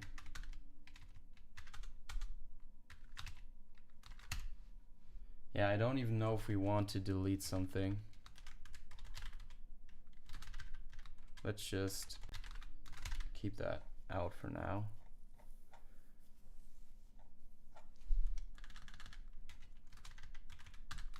Or maybe not. Header, HTTP header map, star header map. And I think we have to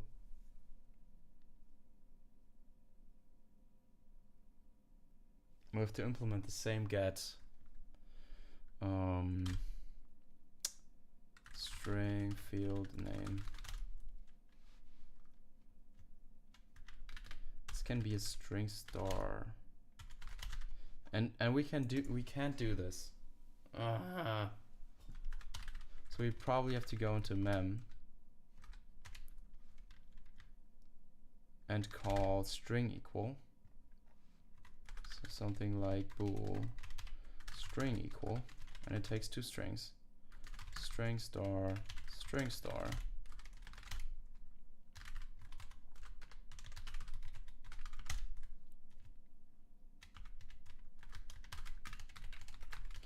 And if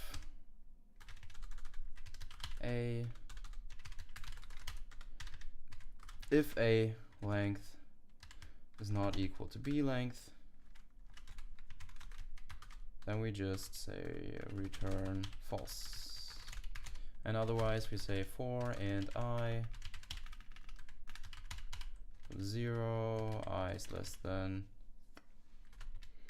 so let's say u8 star a pointer is equal to a pointer, and the b pointer, reiterate for and I blah blah blah blah blah. We could say mem equal, return mem equal.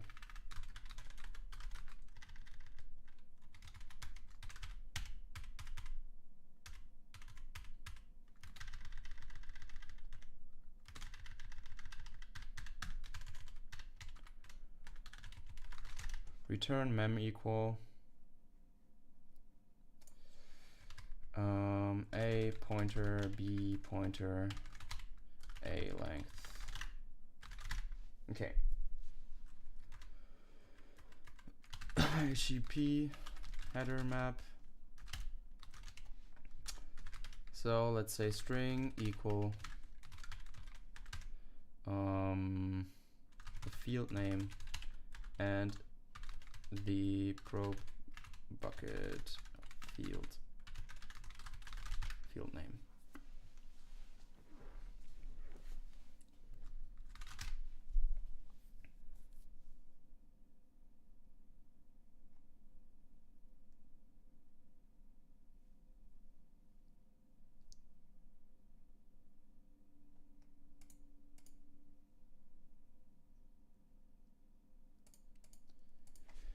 If the probe position is less than 0, probe position is equal to 0. We have to take care of this, and I think we have to do this here as well. And I think the delete is just the same thing. Oops. The delete is just the same thing. But when we found it, we want to say with no result, we say the probe bucket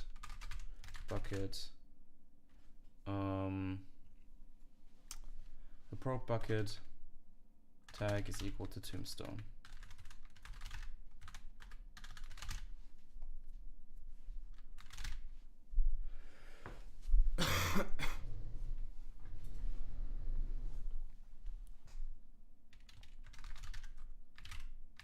Okay, now we already have something.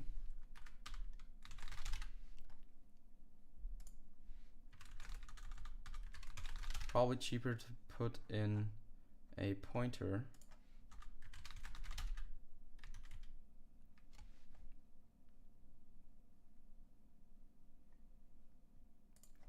Star.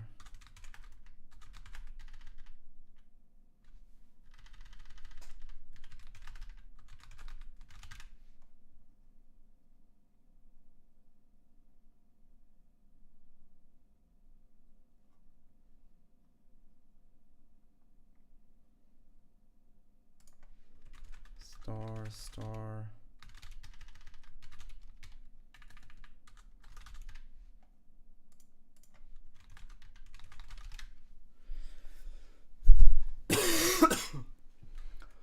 stars.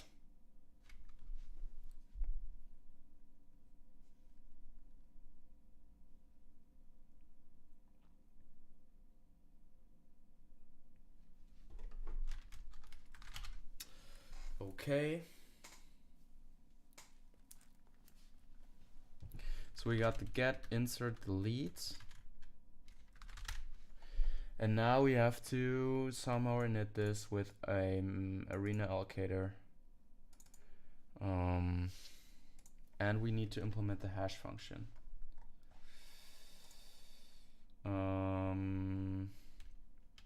Universal hash function.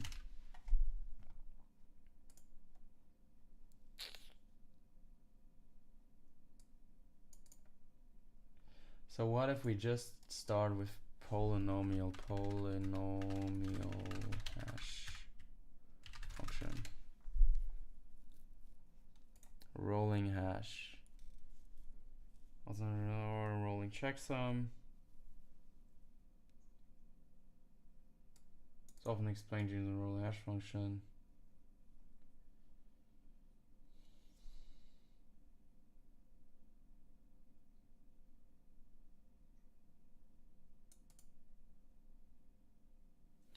So how many different characters do we even have?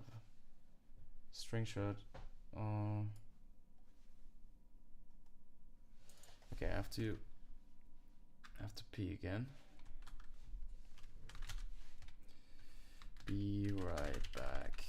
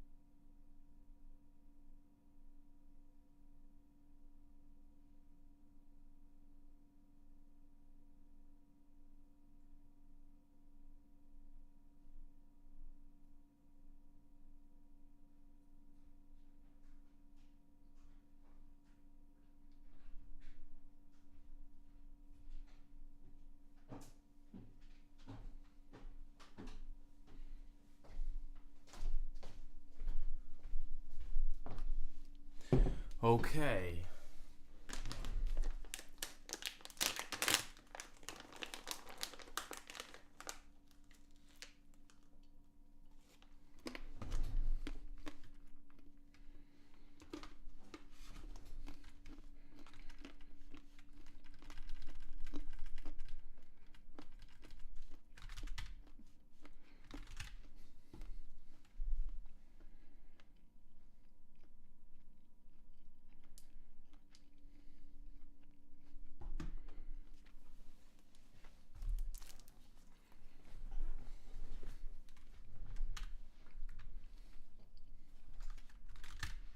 Okay.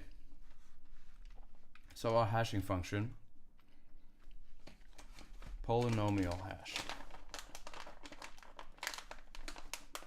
where a is a constant, are the input characters,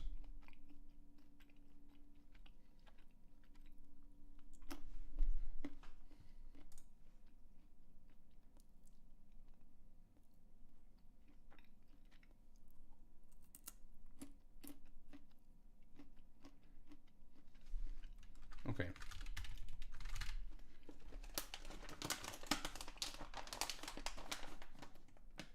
I think this can cause overflows, but it doesn't really matter.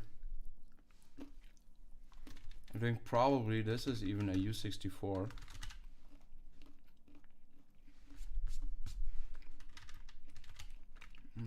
We go U64 result is equal to 0 for and I is equal to 0, I is less than value length plus I.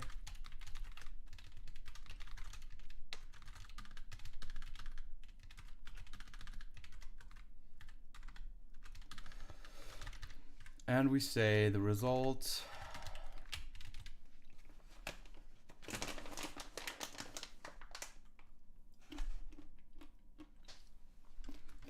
is equal for factor is equal to some p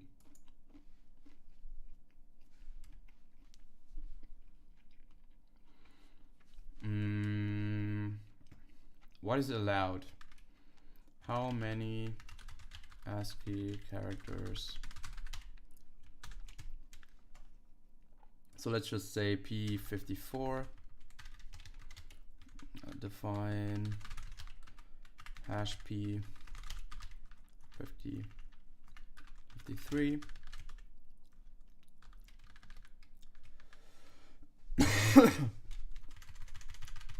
Maybe just say const expr U64 hash P. Let's see what it is.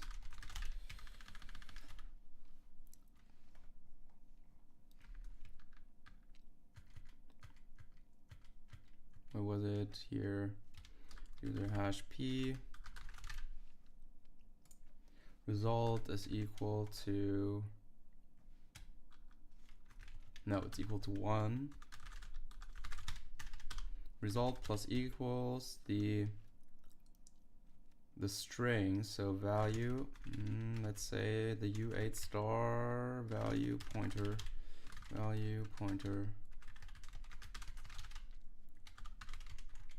plus value pointer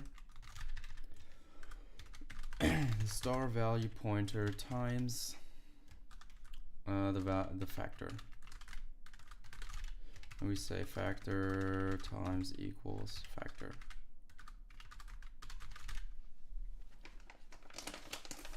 And this will explode very quickly.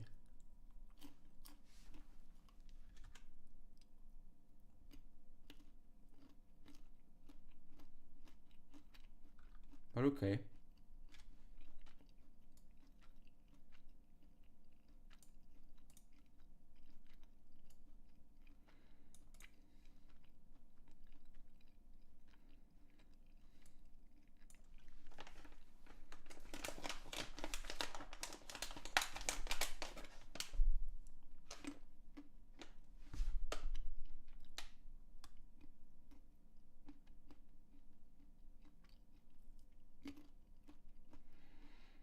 So they do it like this.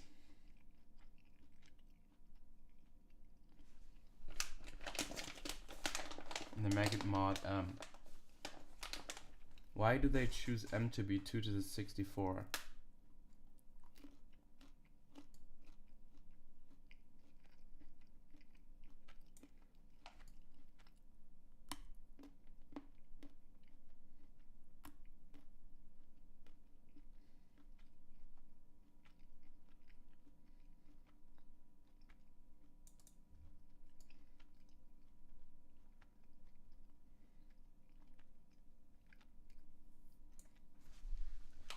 So this is 10 to the 9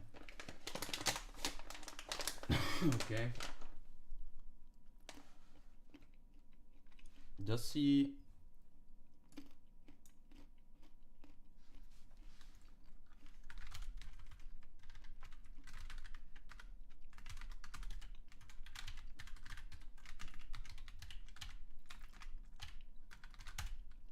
hash a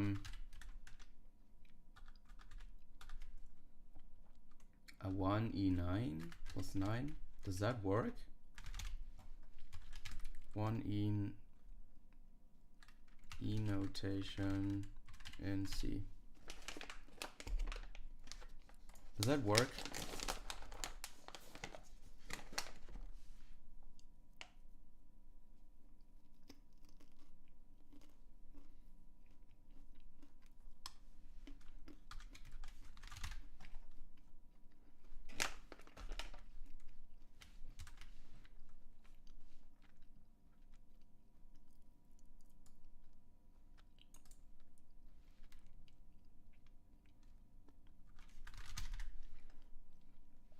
Okay, so then we say this is also mod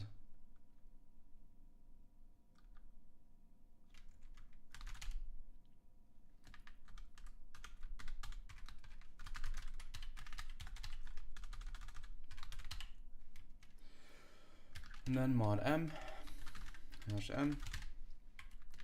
We say this is also mod hash m.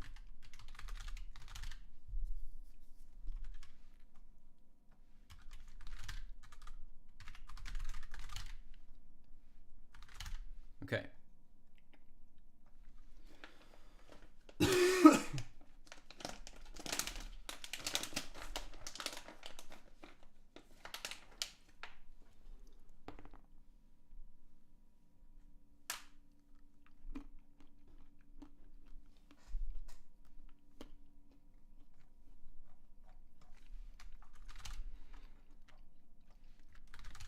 So the only thing that's missing is somehow the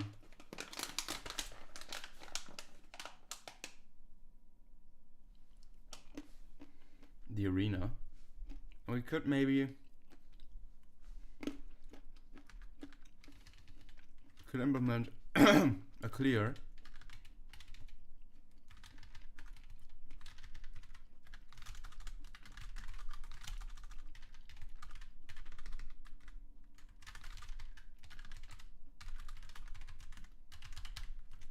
I is less than header map capacity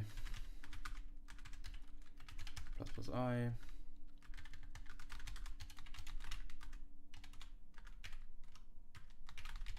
If the header, so let's say we have a current bucket,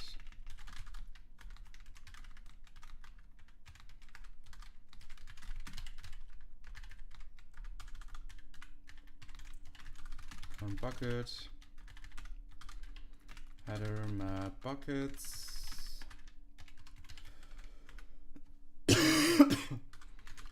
current bucket. If the current bucket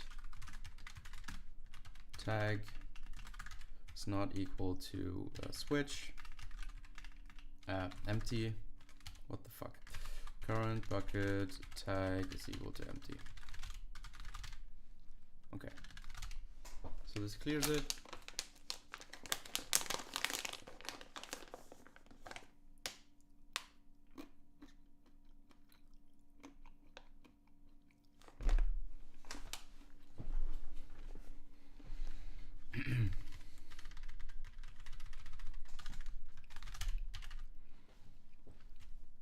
So let's write the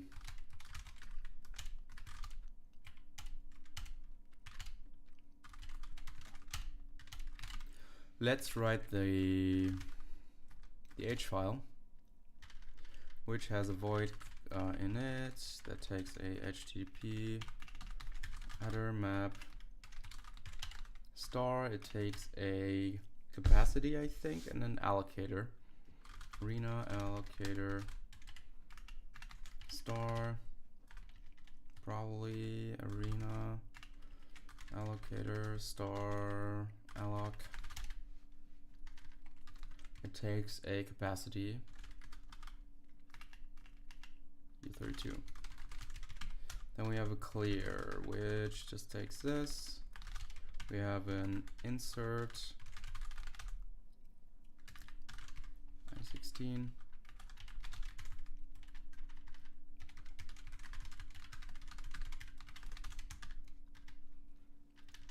Insert, get, and delete.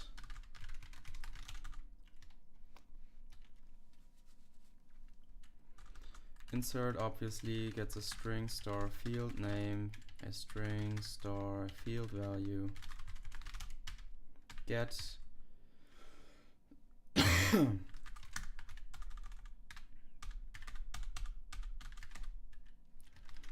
get gets a string star as a result.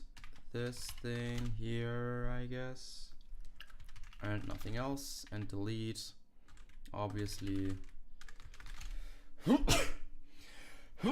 string star.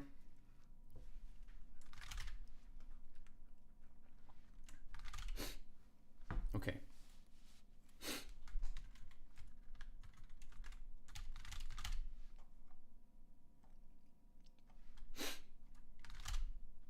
Unfortunately, I'm a little sick. Okay, so now we need some allocator.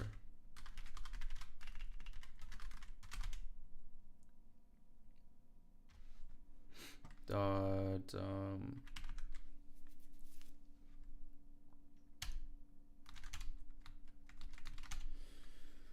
arena allocator dot h. Not define arena allocator h. Fine. And if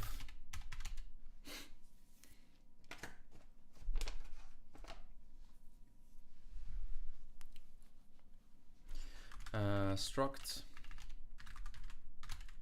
arena allocator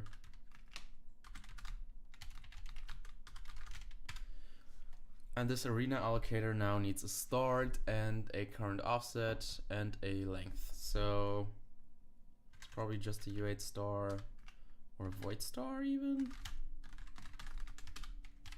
Maybe void star. Void star start. A use size. So we obviously need some types here.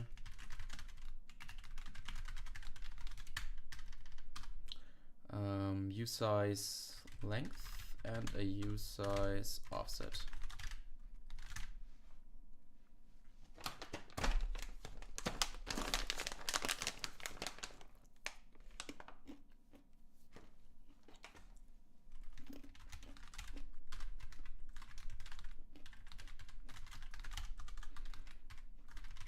We obviously need a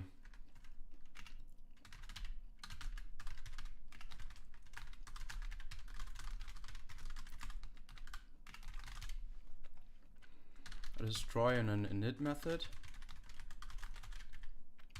and these can fail, I guess.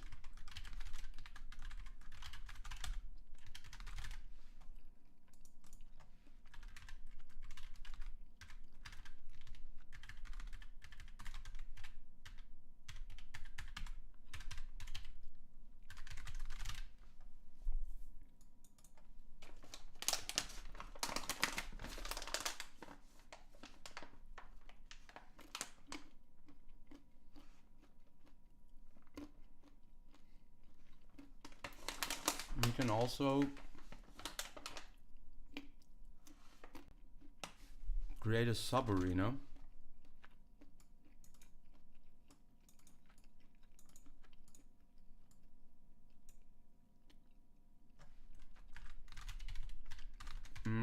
But when allocating, we need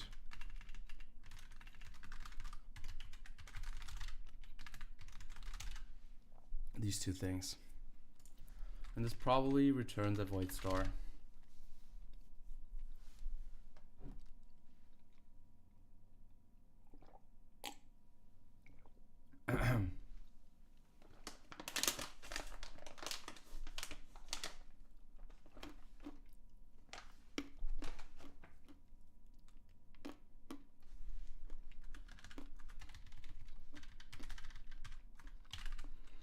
So in order to do this,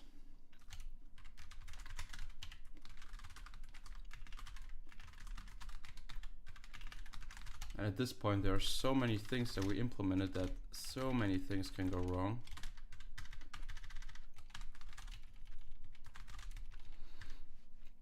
We probably need to include sysman. What was it? No, it was sysmap. When we call mmap, this is probably sys.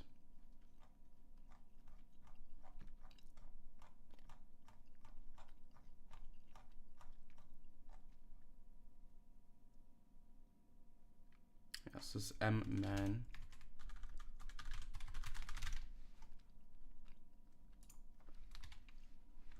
Yes, this mman, and we want to acquire some memory. We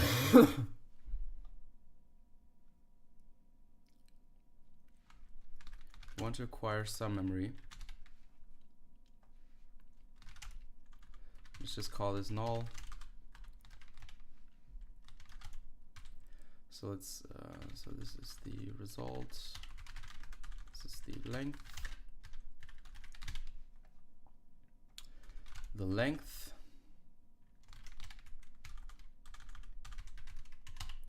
Then the protection flags, and I don't quite remember which one we need.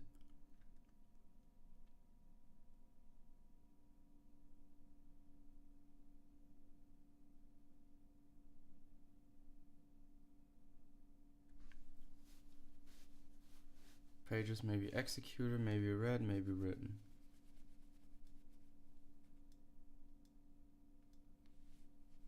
Pages maybe not. So we have prod read, prod write.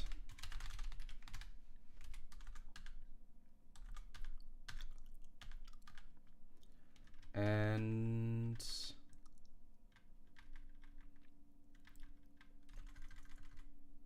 we have some flags. Probably this is a map private, as it's local to our process,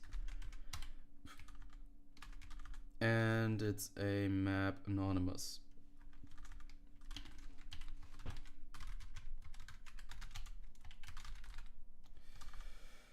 And we have no offset, I guess.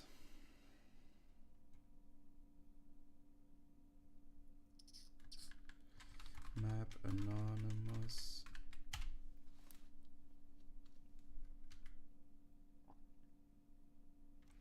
File descriptor should be -1, and the offset is 0. So this is just a fancy way of saying, okay, give me some memory at this address, and I think this can return null. Return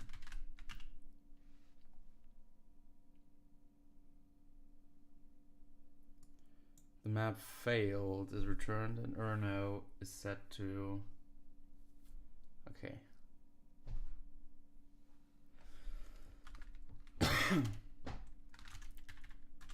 So let's say this is the result start.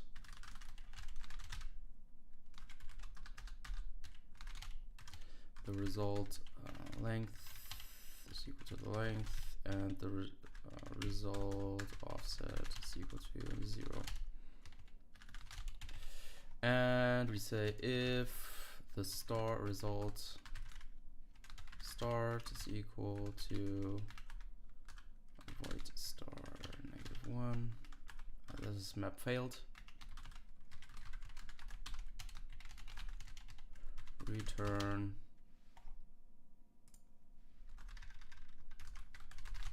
-1.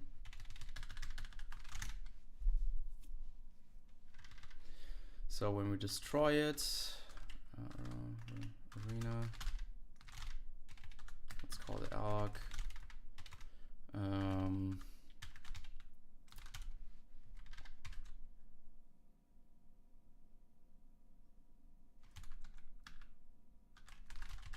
we want to destroy it, say munmap. I think this can return an int. So there's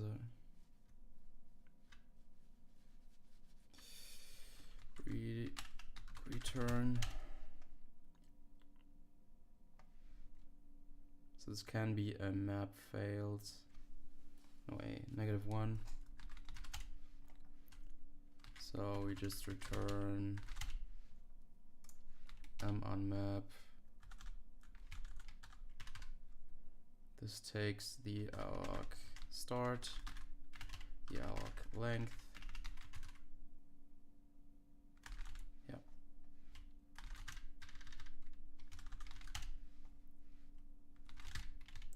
And when we want to allocate,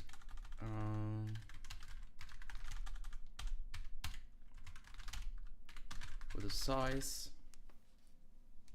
we say if the alloc plus offset, the alloc offset plus the size is greater than or equal to the alloc length. Return void star -1. Otherwise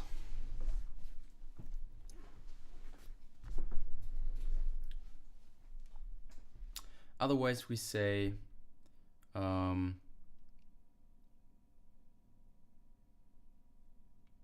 return alloc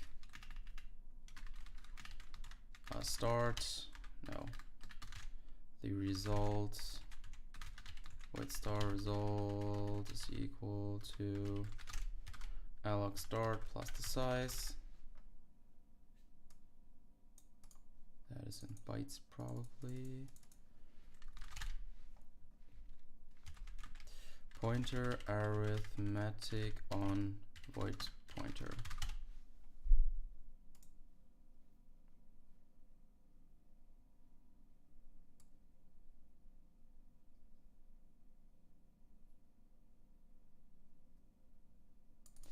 So we probably can't do this. So we have to, I don't know. Start plus alloc offset.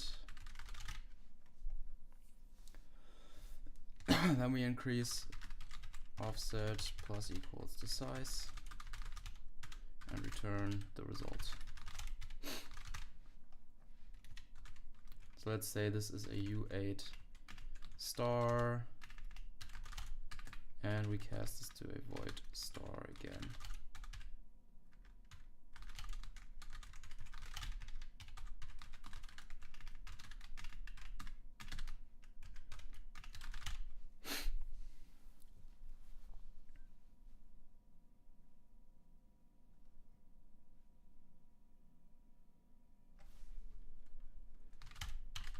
Okay,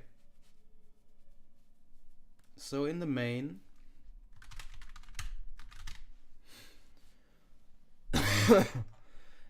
we probably need some arena here. Now we have to fiddle all the things together.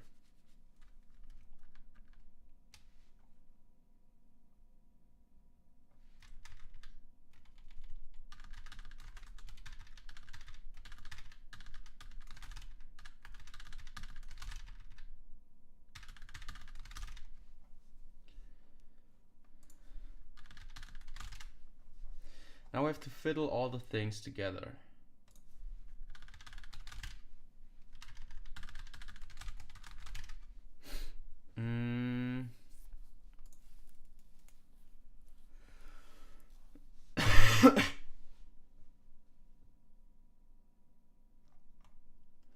So parse field lines. We need a header map. Where's that header map created? Result. So that is parsed main.cpp.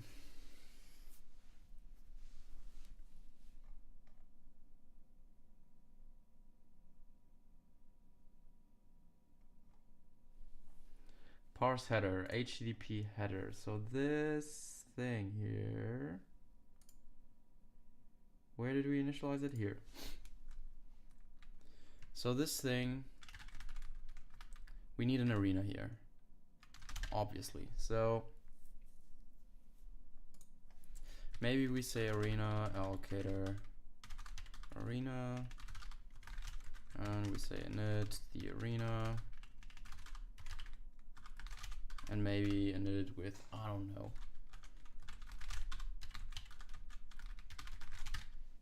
1 megabyte. I don't know. Here in the end, we have to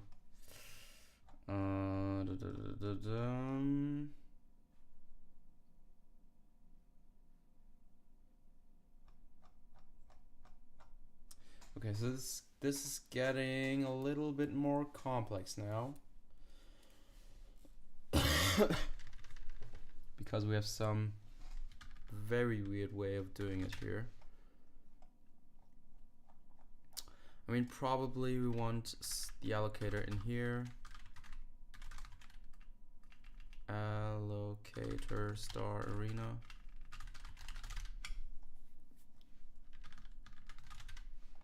And when we parse the header, no, we say HTTP header init, and we init the header map. How do I call it? HTTP header map, HTTP header map.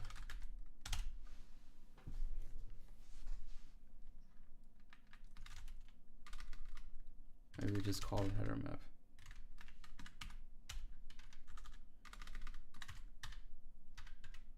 HTTP version.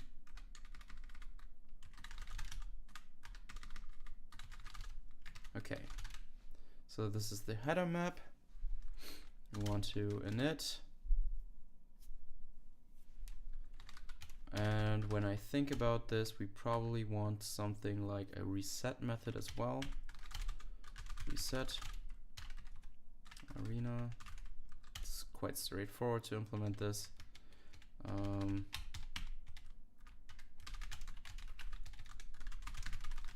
Reset alloc offset is equal 0. And this is just a void.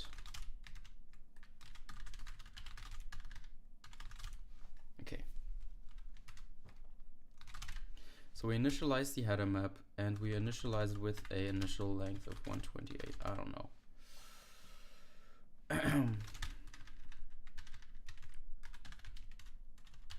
To move this into a constant. Okay. So we initialize the header map. This is obviously the wrong one.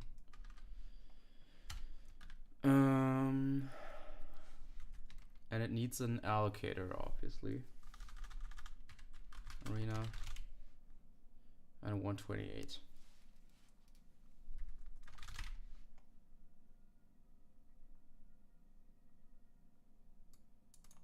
So this is also something we don't have to do every time.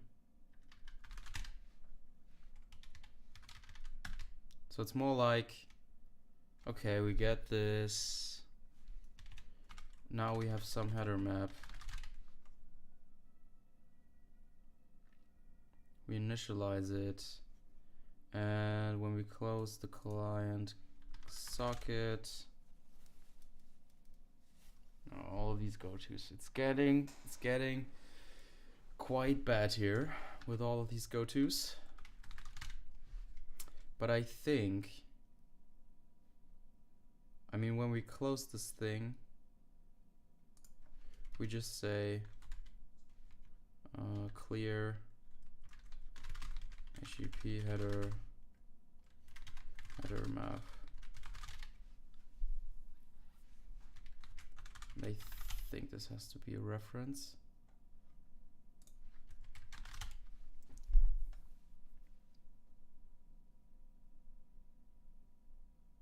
Whenever this thing is closed, we clear the map, and when we close the server,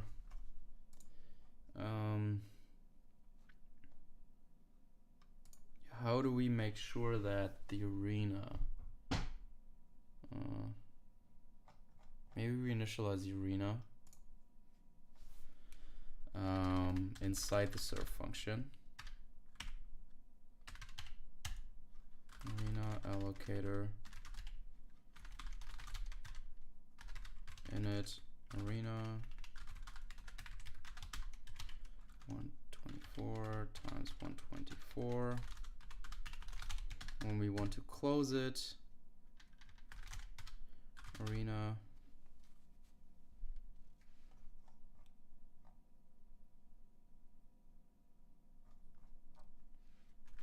we say we want to destroy the arena, destroy the arena. This is probably not correct.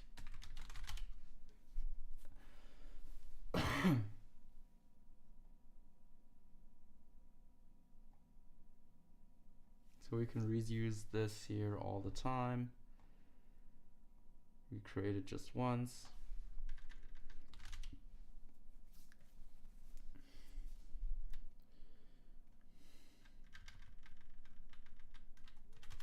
To do, make sure that we really call munmap on sigint.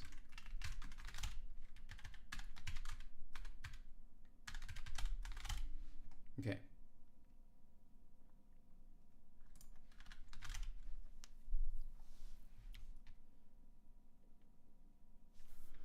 And this parse header now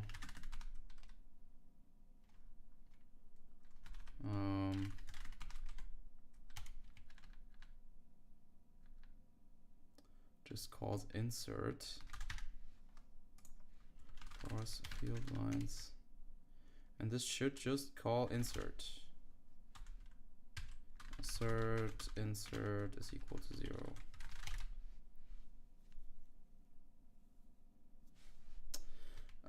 So if insert is equal to -1,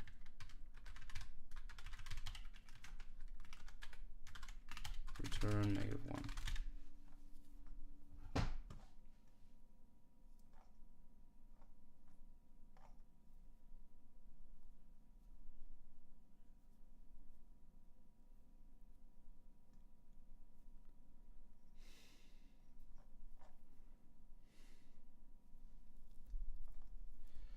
Okay, so go into the makefile. We now have another dependency, which is our arena allocator.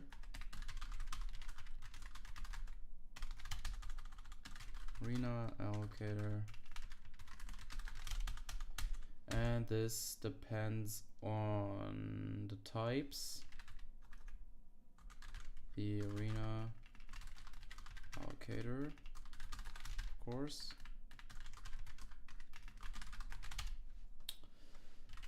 Arena. This should be it.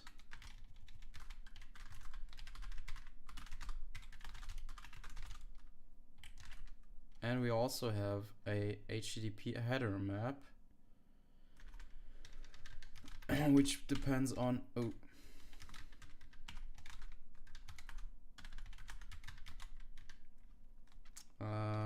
as arena allocator HTTP header map.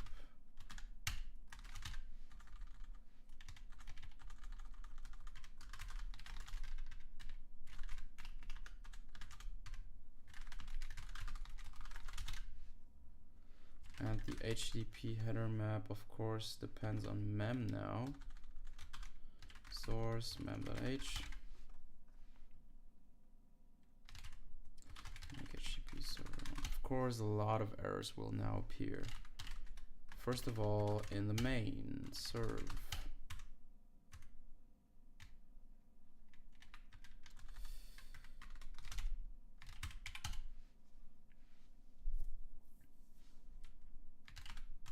HTTP header. So this is accessed with a dot. and also in the clear.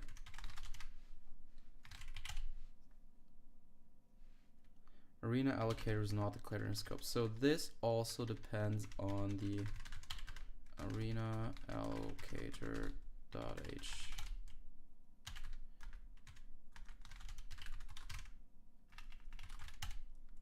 So this depends on arena allocator.o, HTTP header map.o, HTTP header map.o.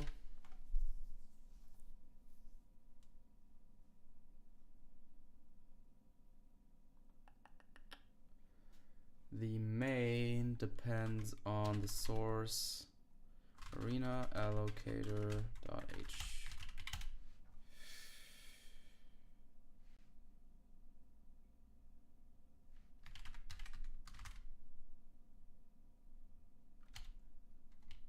Init. What does it say? So this. Oh.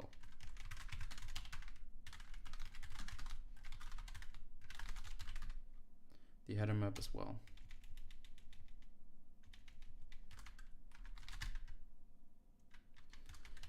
So it's HTTP header map.h.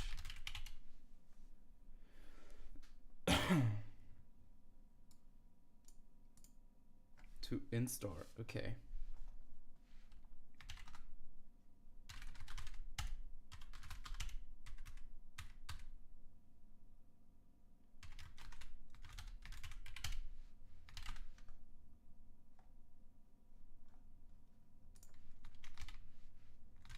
No, this was not right. No matching function call to HTTP.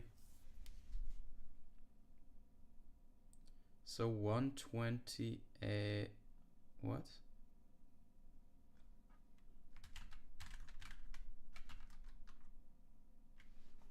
HTTP header map init takes an arena allocator and a capacity. This takes a header map.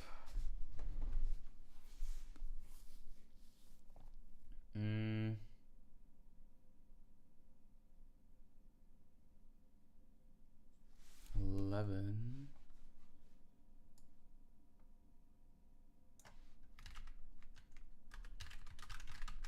Is it maybe the name collision here?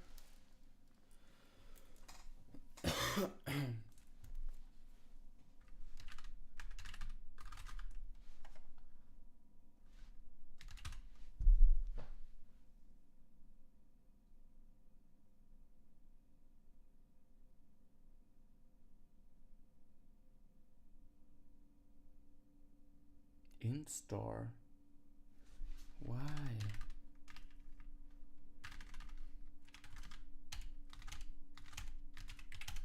Is it just that I didn't save it? Void init takes an arena allocator. Oh.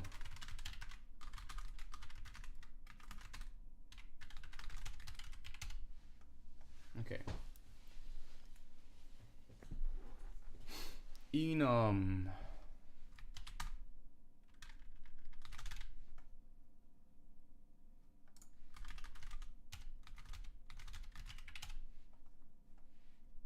Expected initializer before enum. What?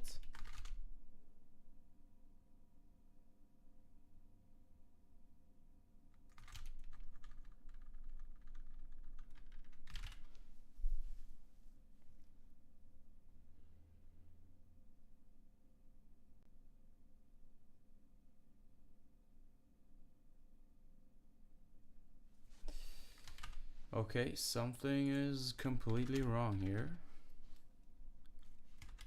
Enum and C.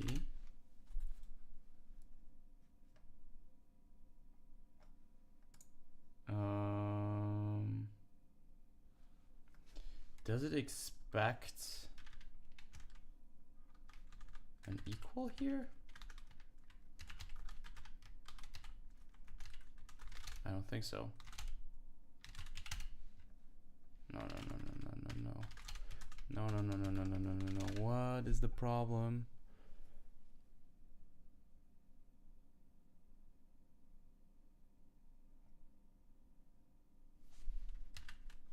It's probably even a different header file, the problem. Yeah.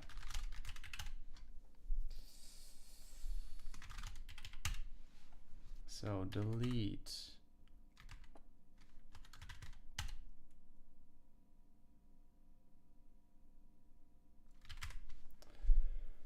Okay, so delete del, delete. So this matches a qualifier that is reserved. It's kind of delete entry.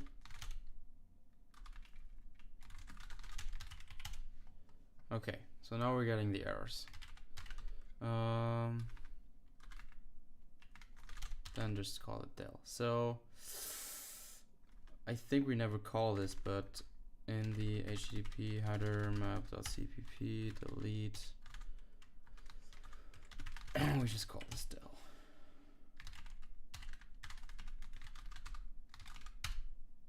So this is of course now the HTTP header map. HTTP version.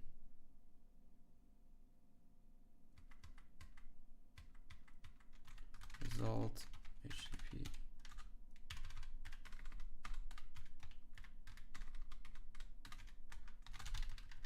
Of course, all these things here are now completely off.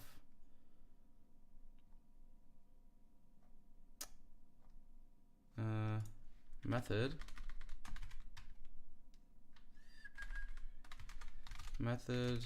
Do we have something else?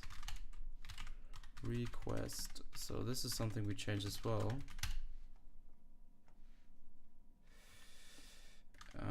Results request target is equal to this. Request target len. I think this was what we defined here. The pointer and the length.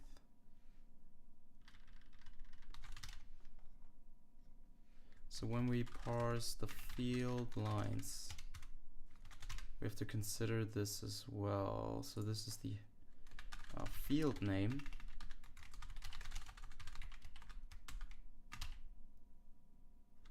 This is the colon, pointer minus the header line stir.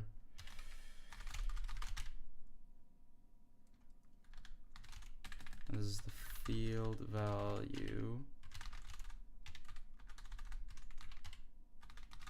Header value pointer.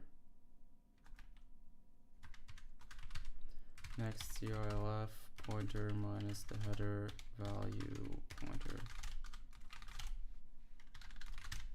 And it can have an optional, I think it can have an optional white space there.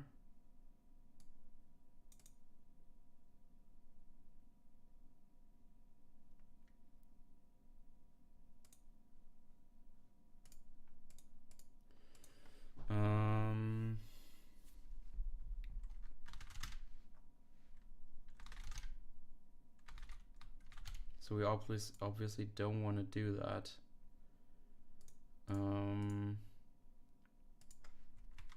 So if star next CRLF pointer minus 1 is equal to the space.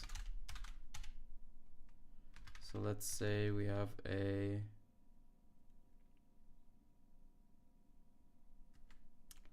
what was it, usize? Usize field value length is equal to next CRLF pointer plus minus header value pointer. And if this is the thing, then we say minus field value length. field value length. And we insert, and I have no idea if this works. Header map entry.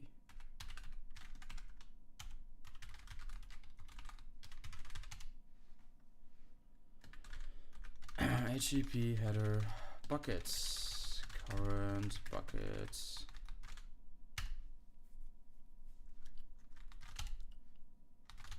No, this is not what we want. We don't want to. We want to say string field value field name.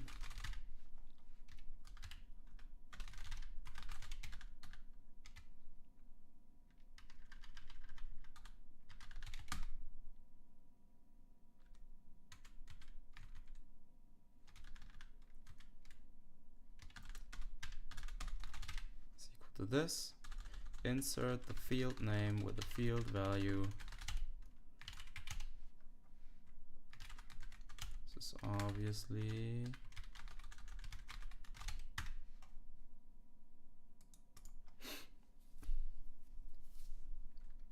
we parse the reference and then we store it, hopefully.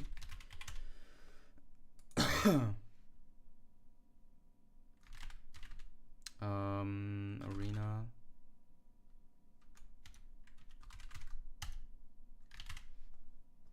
Result offset.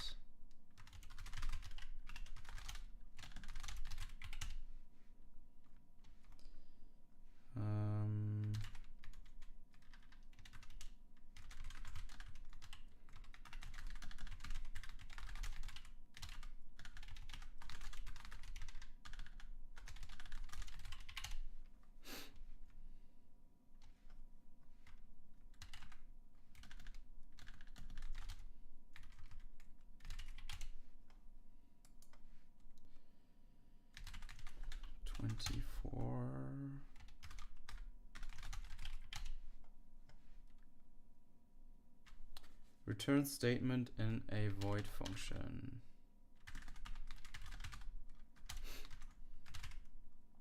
(188) delete.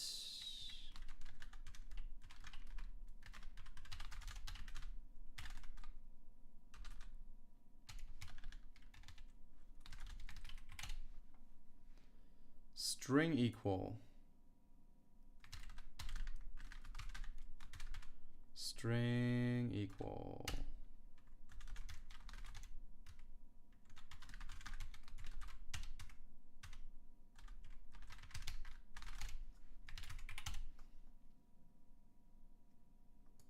This is also a string.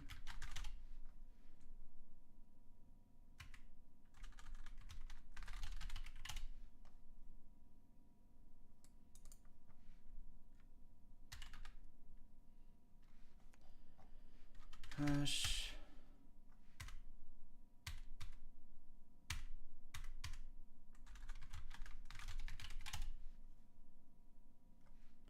max dip.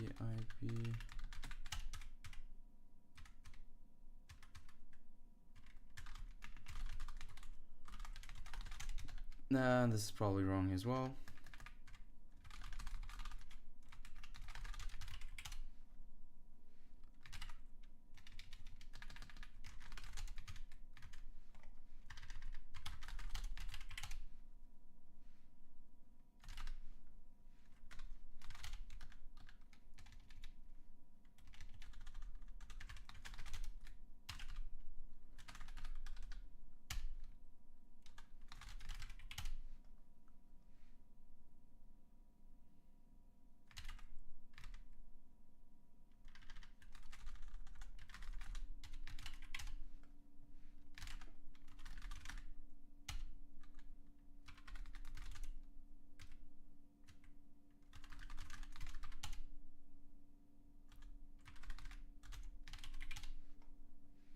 Temp bucket.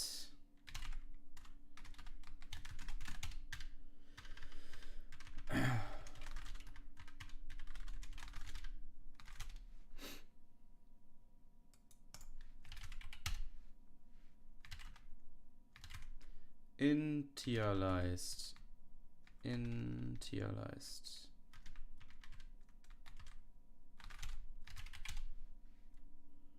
return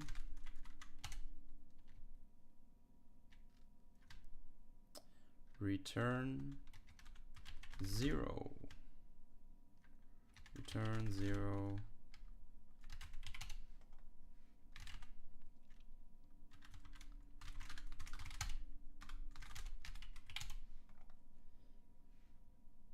I8. Did you mean I8? No. 26.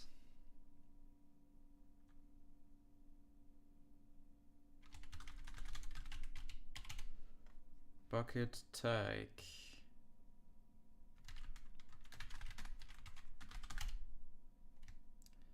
So this is the current bucket. And the length, which is not the length, but rather the capacity.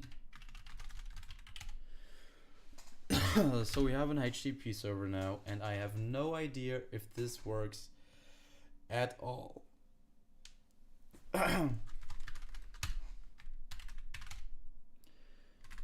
curl-x get, and I think this is localhost 8080. Did we get anything? Main.cpp parse header. I think we have to break it 102, and now I remember why I have this there.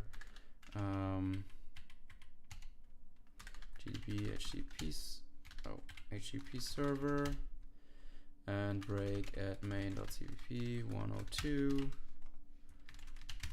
and run, and I mean, at least the memory allocation did work. Did it work? I don't know. Init.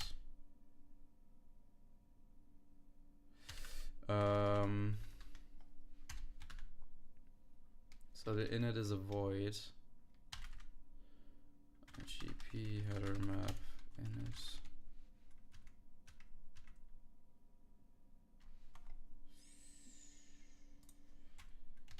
This should be an I16 as well. If results bucket,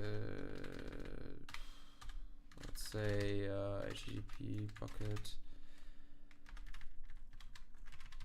header bucket star buckets, if buckets is equal to -1, return -1, return 0.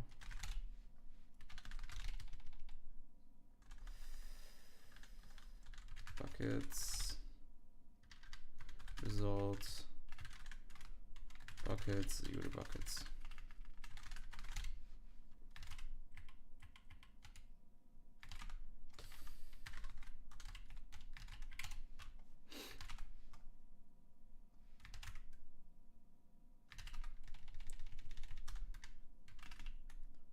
Map failed.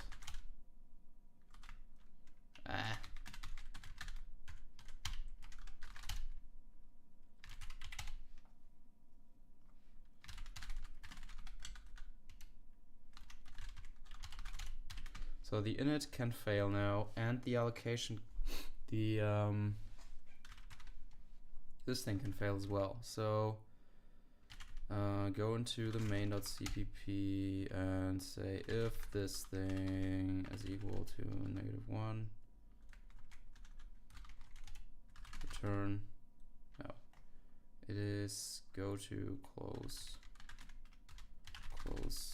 server socket. And if we can't initialize this, if and this equal to -1, return -1. Okay. So it runs, That's a good sign. The question is what happens when we insert something. So GDB HTTP server, and now I think it's not 102 anymore, it's 106. Braid 106, run, curl this thing. Okay, HTTP header, no, HTTP header. So there is now a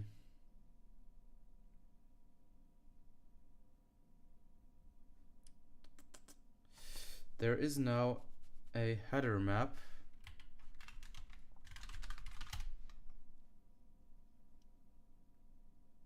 and we obviously forgot to, oh, it is length 3.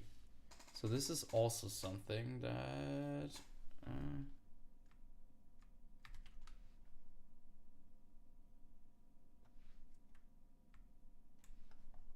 I don't know, do we decrement when, I mean, we probably decrement if there is a tombstone.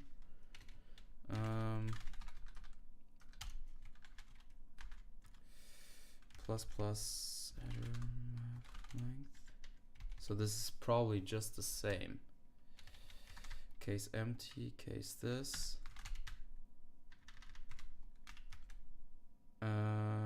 Plus header map length. And when we delete something,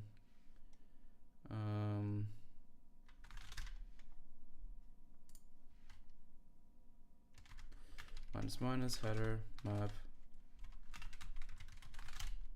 length break 106.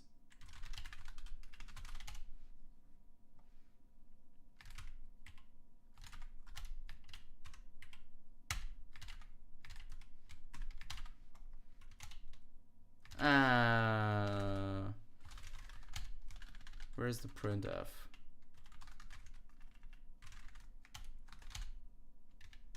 Why?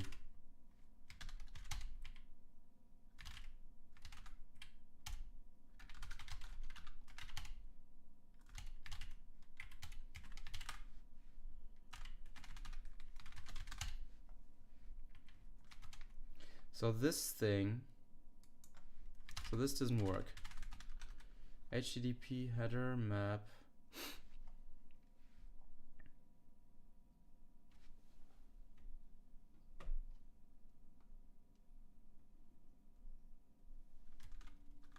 this didn't work. HTTP header map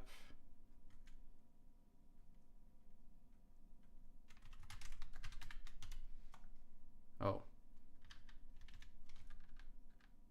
Huh? I thought I did it. But probably I didn't save it. I don't know.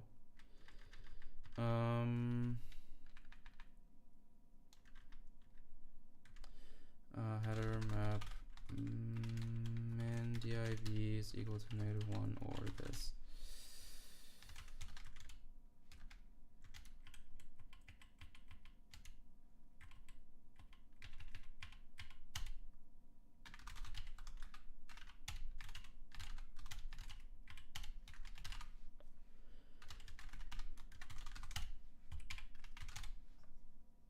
So min-dib is still. Did we? How can that be?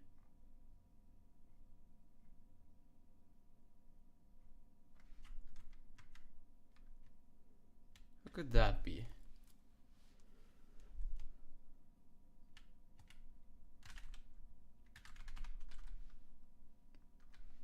Didn't we initialize this? The min, the max.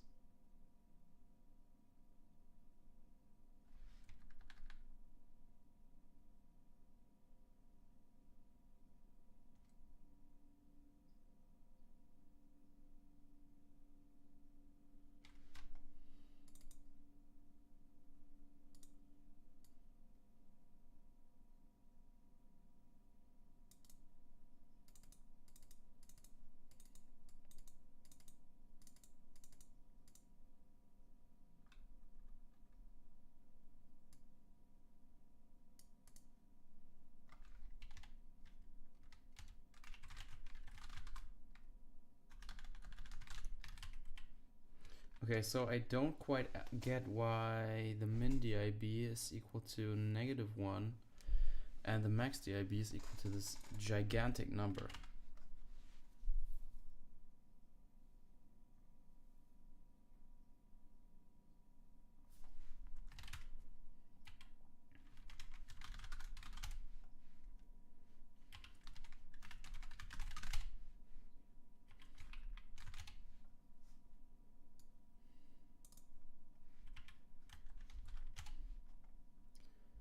So here we have some hash.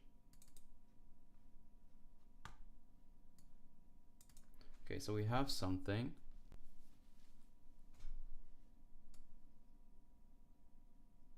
$30.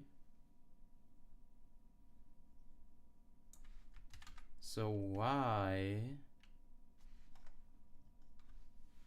did it mess up the... If the proposition is greater than...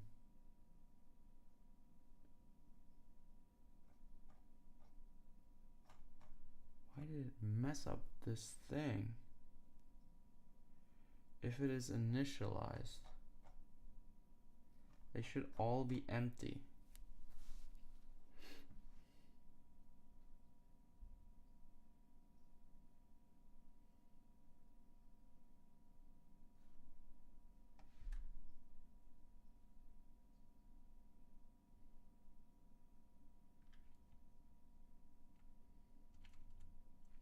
Oh, and we should set, what we also did forget was to set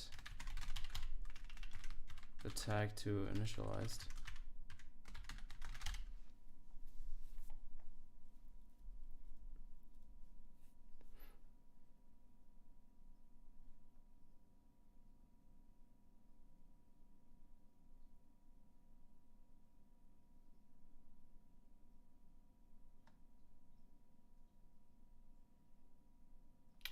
And this does do some weird behavior.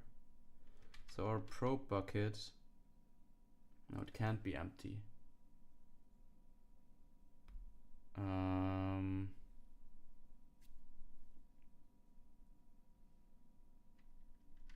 So here we put these things in, and it is initialized.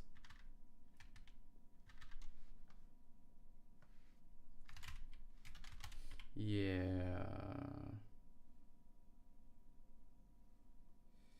Field value, empty. Field name, field value, and tag is empty. So this is already a bug.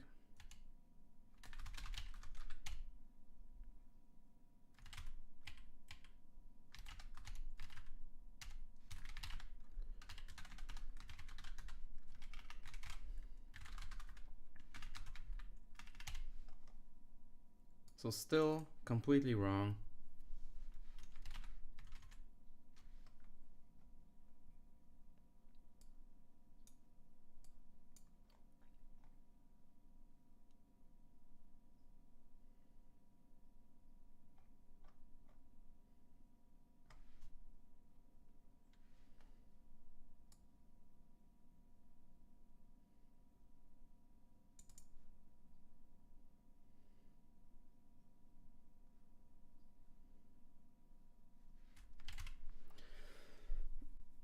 Still completely wrong.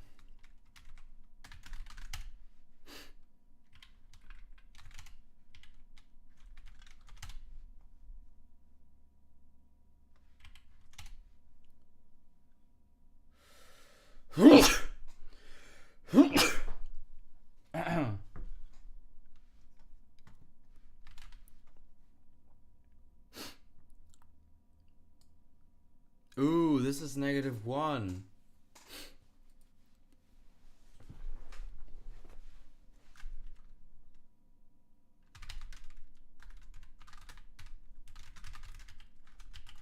This is stupid.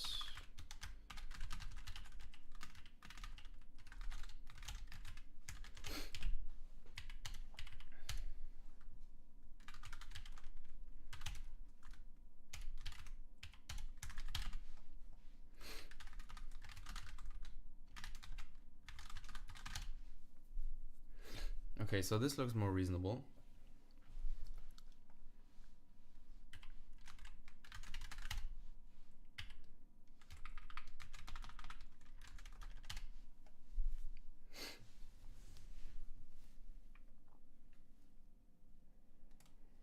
So this somehow works. I would not guarantee that this is all correct.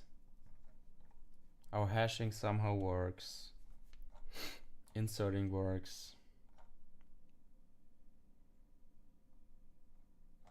I don't know if deleting works or getting even works.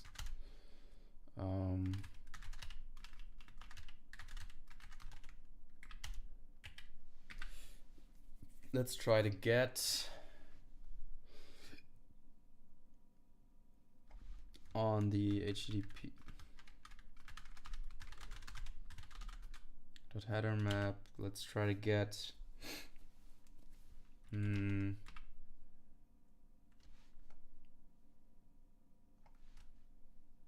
the field name, which is host. So this doesn't, I don't think this works. Okay, it must all be the same size.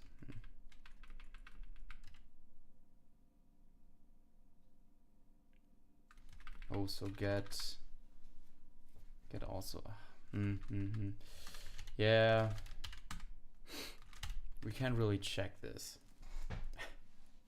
At least in this scenario. Okay, so let's say we have parsed the header successfully. Git add dot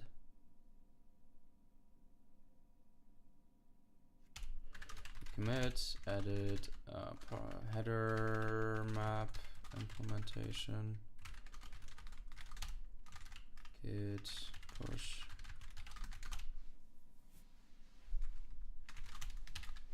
Okay.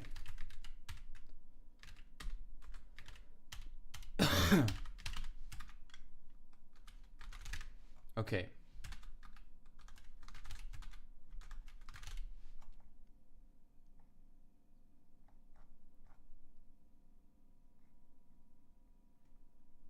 And obviously the clearing should work. So how do we have to proceed? How do we have to proceed?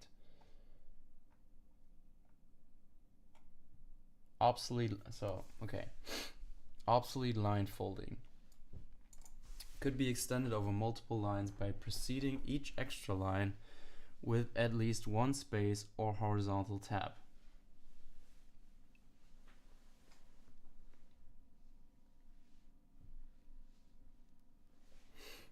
I think the problem is when we do the sig int, the arena goes.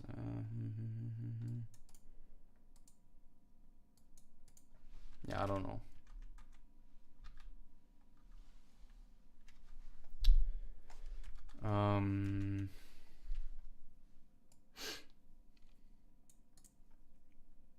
Field values could be extended over multiple lines by preceding each extra line with at least one space or horizontal tab. What?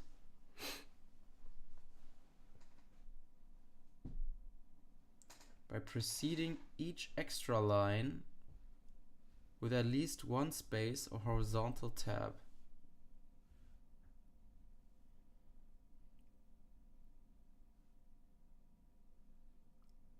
So RWS, what was RW?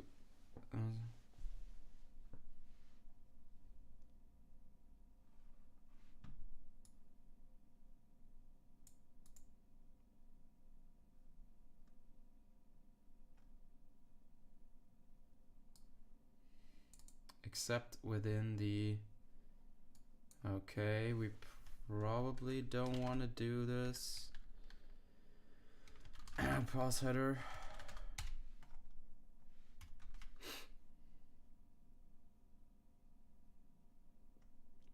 So message body. The message body, if any, is used to carry content for the request or response. The message body is identical to the content unless a transfer coding has been applied as described in section 6.1.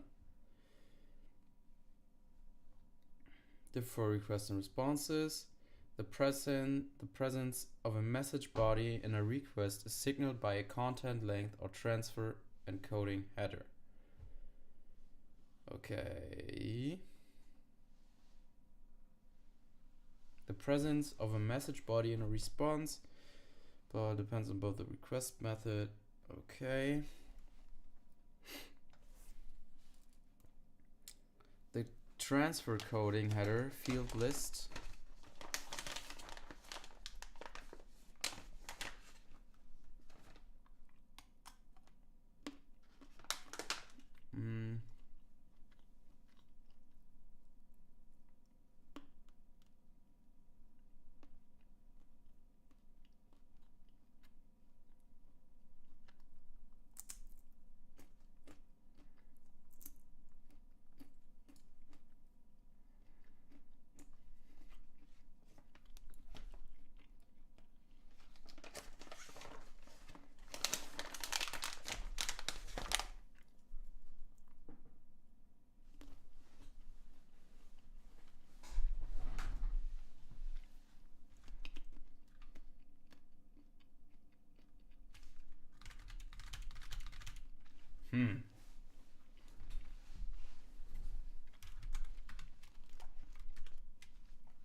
So it gets more complicated now.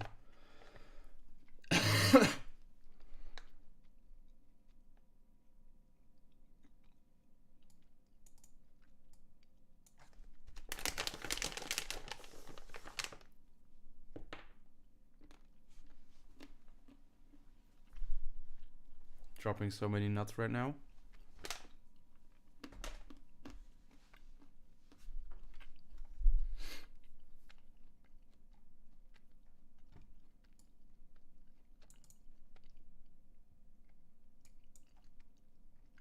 So transfer coding and transfer coding.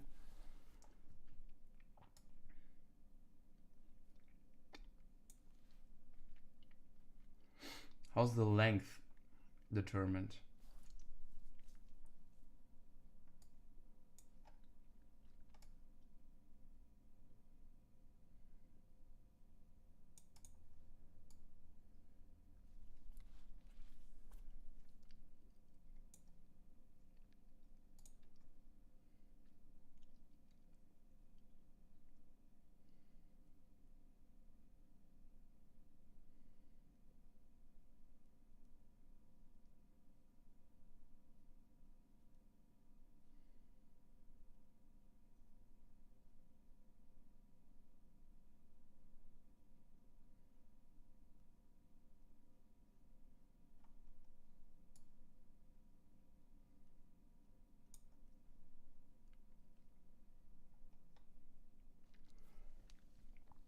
So transfer coding.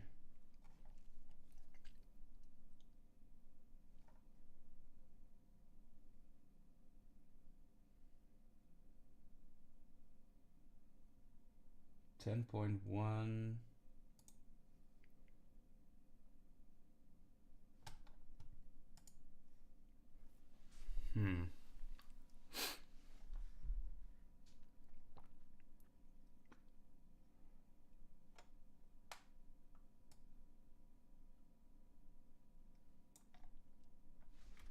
Okay. So right now we don't have any data, but when we when we have some data,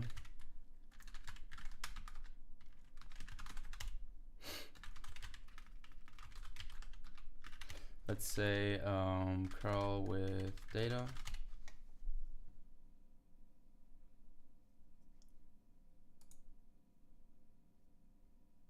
Application JSON. Let's say run. Let's say curl -x get, and we could send some data. That is hello world. Empty reply. Oh no. Oh no, oh no, oh no.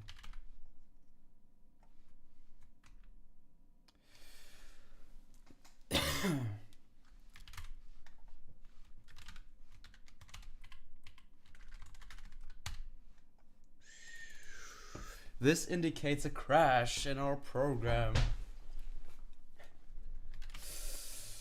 No, no, no.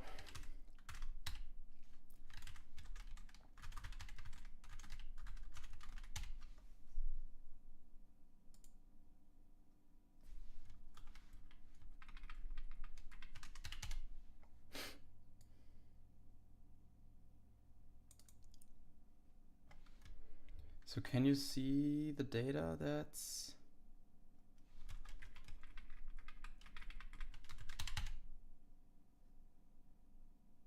You asked for both post. You can only select one HTTP request method.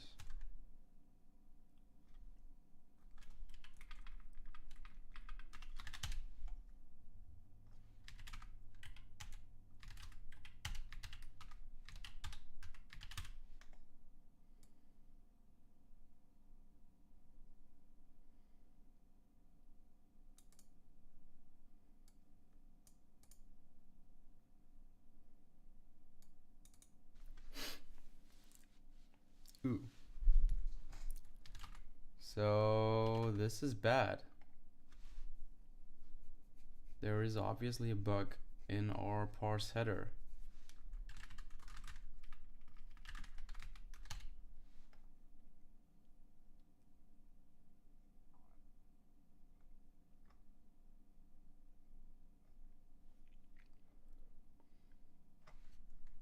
The question is where it is.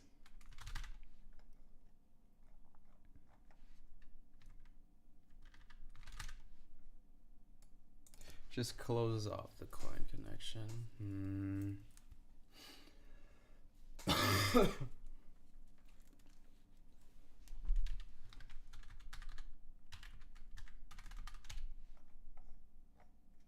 The question is, so let's see.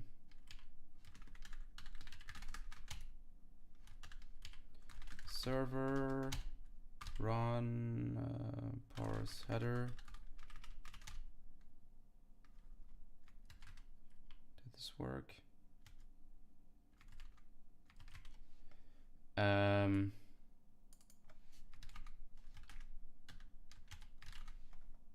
Where does it fail?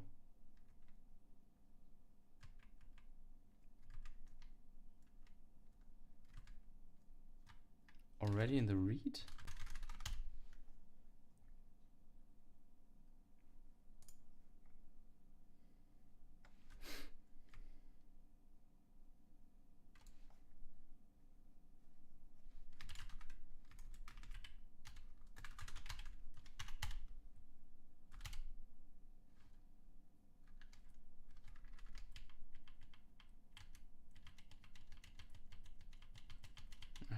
So now this thing is all occupied again. Oh no! So what is wrong?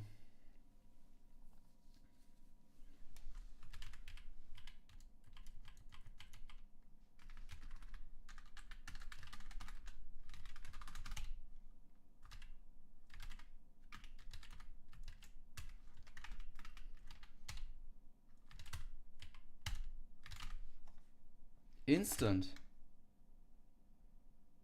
Empty reply from server. Huh?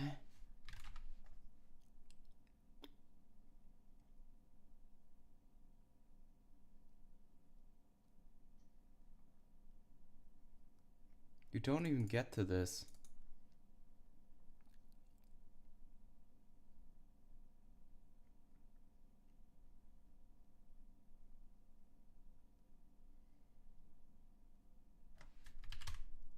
What? So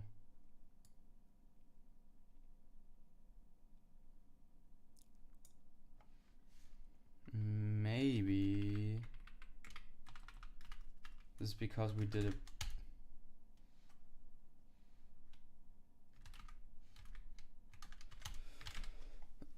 I mean,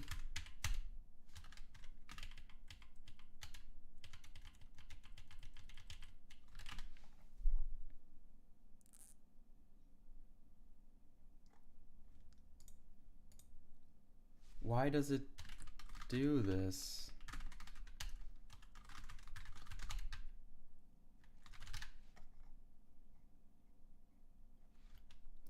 We should now have a post.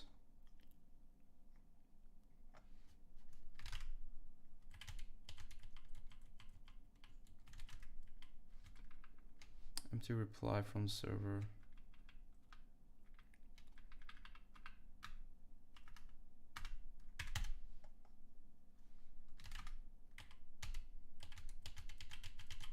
Come on.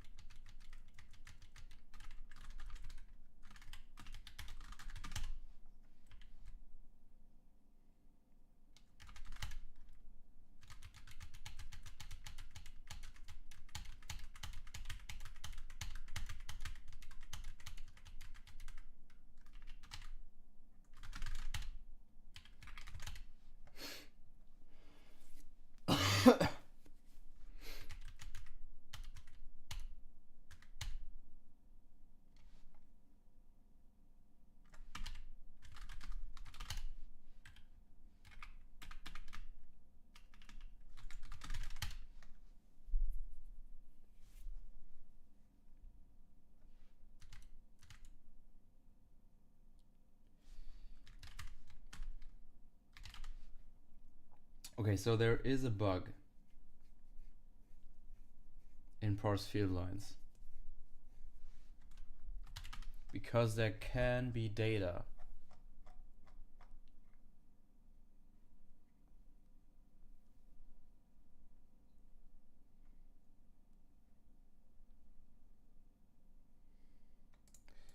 Okay, so there can be data.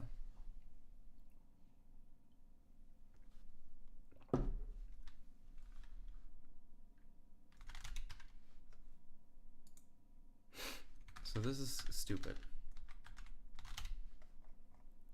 So let's say u8 star previous CRLF pointer is equal to, I don't know.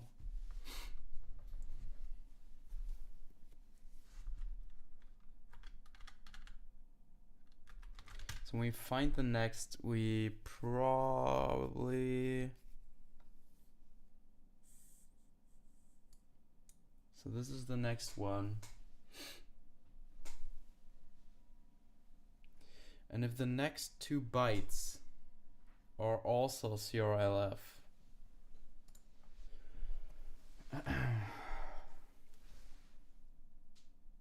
how do we do this?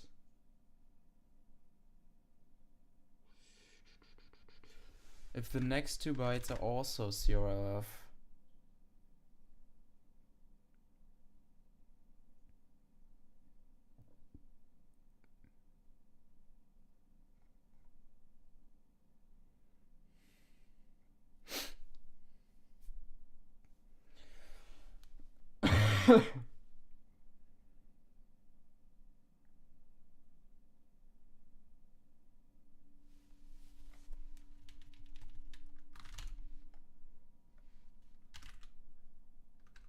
we have some method for this.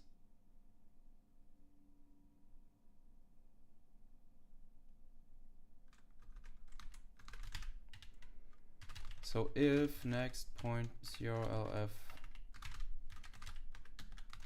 no. So here we grab these 2.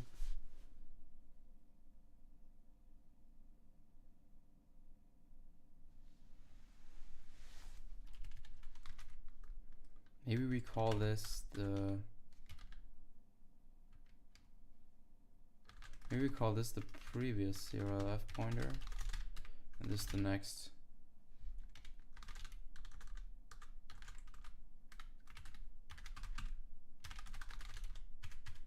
No, this is also not so nice. I mean, we somehow want to keep track of the difference. So say u32 diff. If we have two consecutive CRLFs,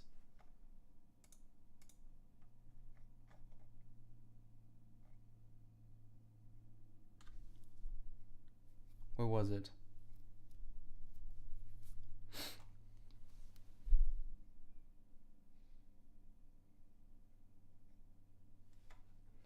Where was it? Recross target. Get where blah blah blah. They stated it somewhere what it looks like.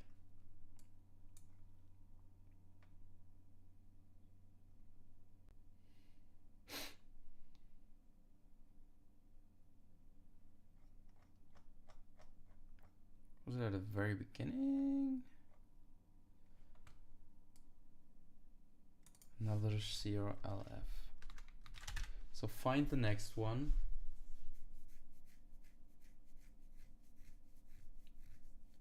Find the next one, and we did say that this thing here.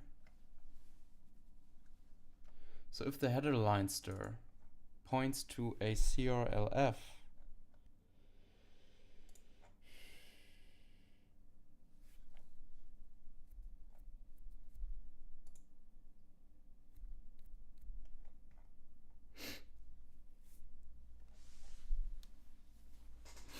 if the header line stir points at a CRLF,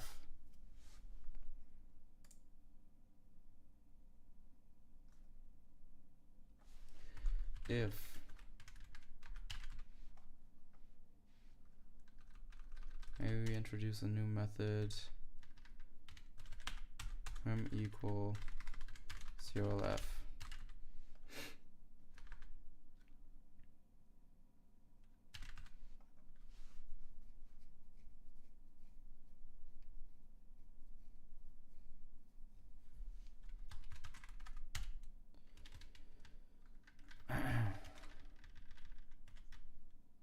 Mem equal CRLF. Think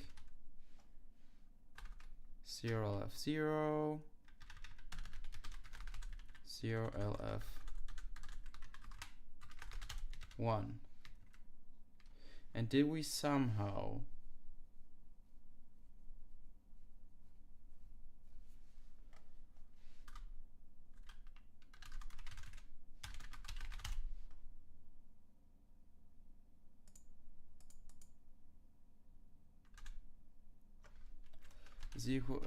is greater than or equal to the limit? Now, how do we do this? If it is equal to the limit, if header line stir is equal to the limit, return 0. If it's greater than, else if header line stir is greater than the limit, return -1.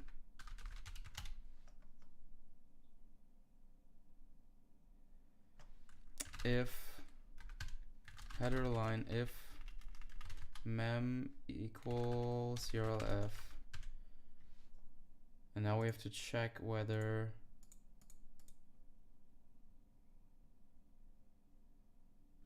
the next 2 bytes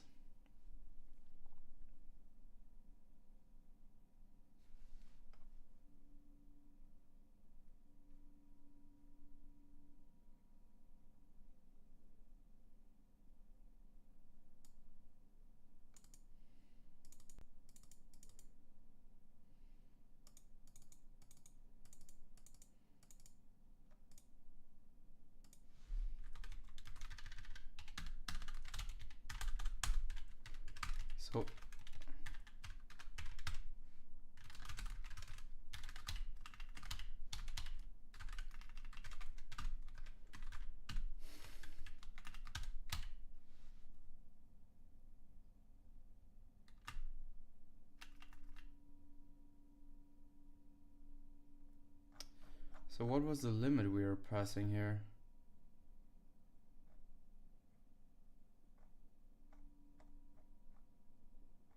What exactly was the limit? We set minus CRLF. So this is the last. This is probably stupid.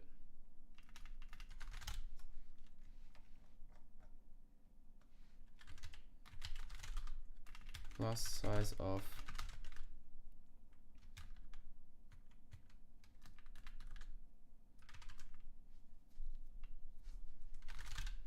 now if the header how do we do this? If the header line stir, but we have to check whether the length is actually sufficient.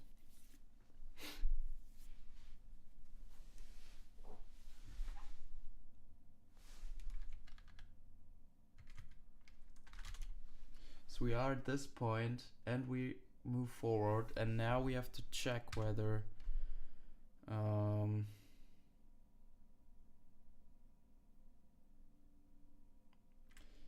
if limit minus header line stir is greater than or equal to 2 and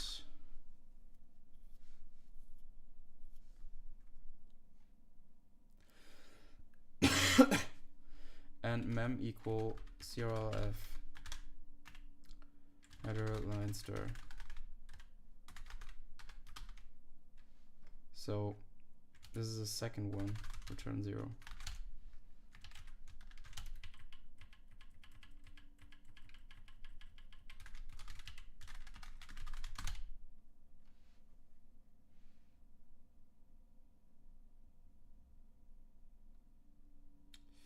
Why is this popping up now?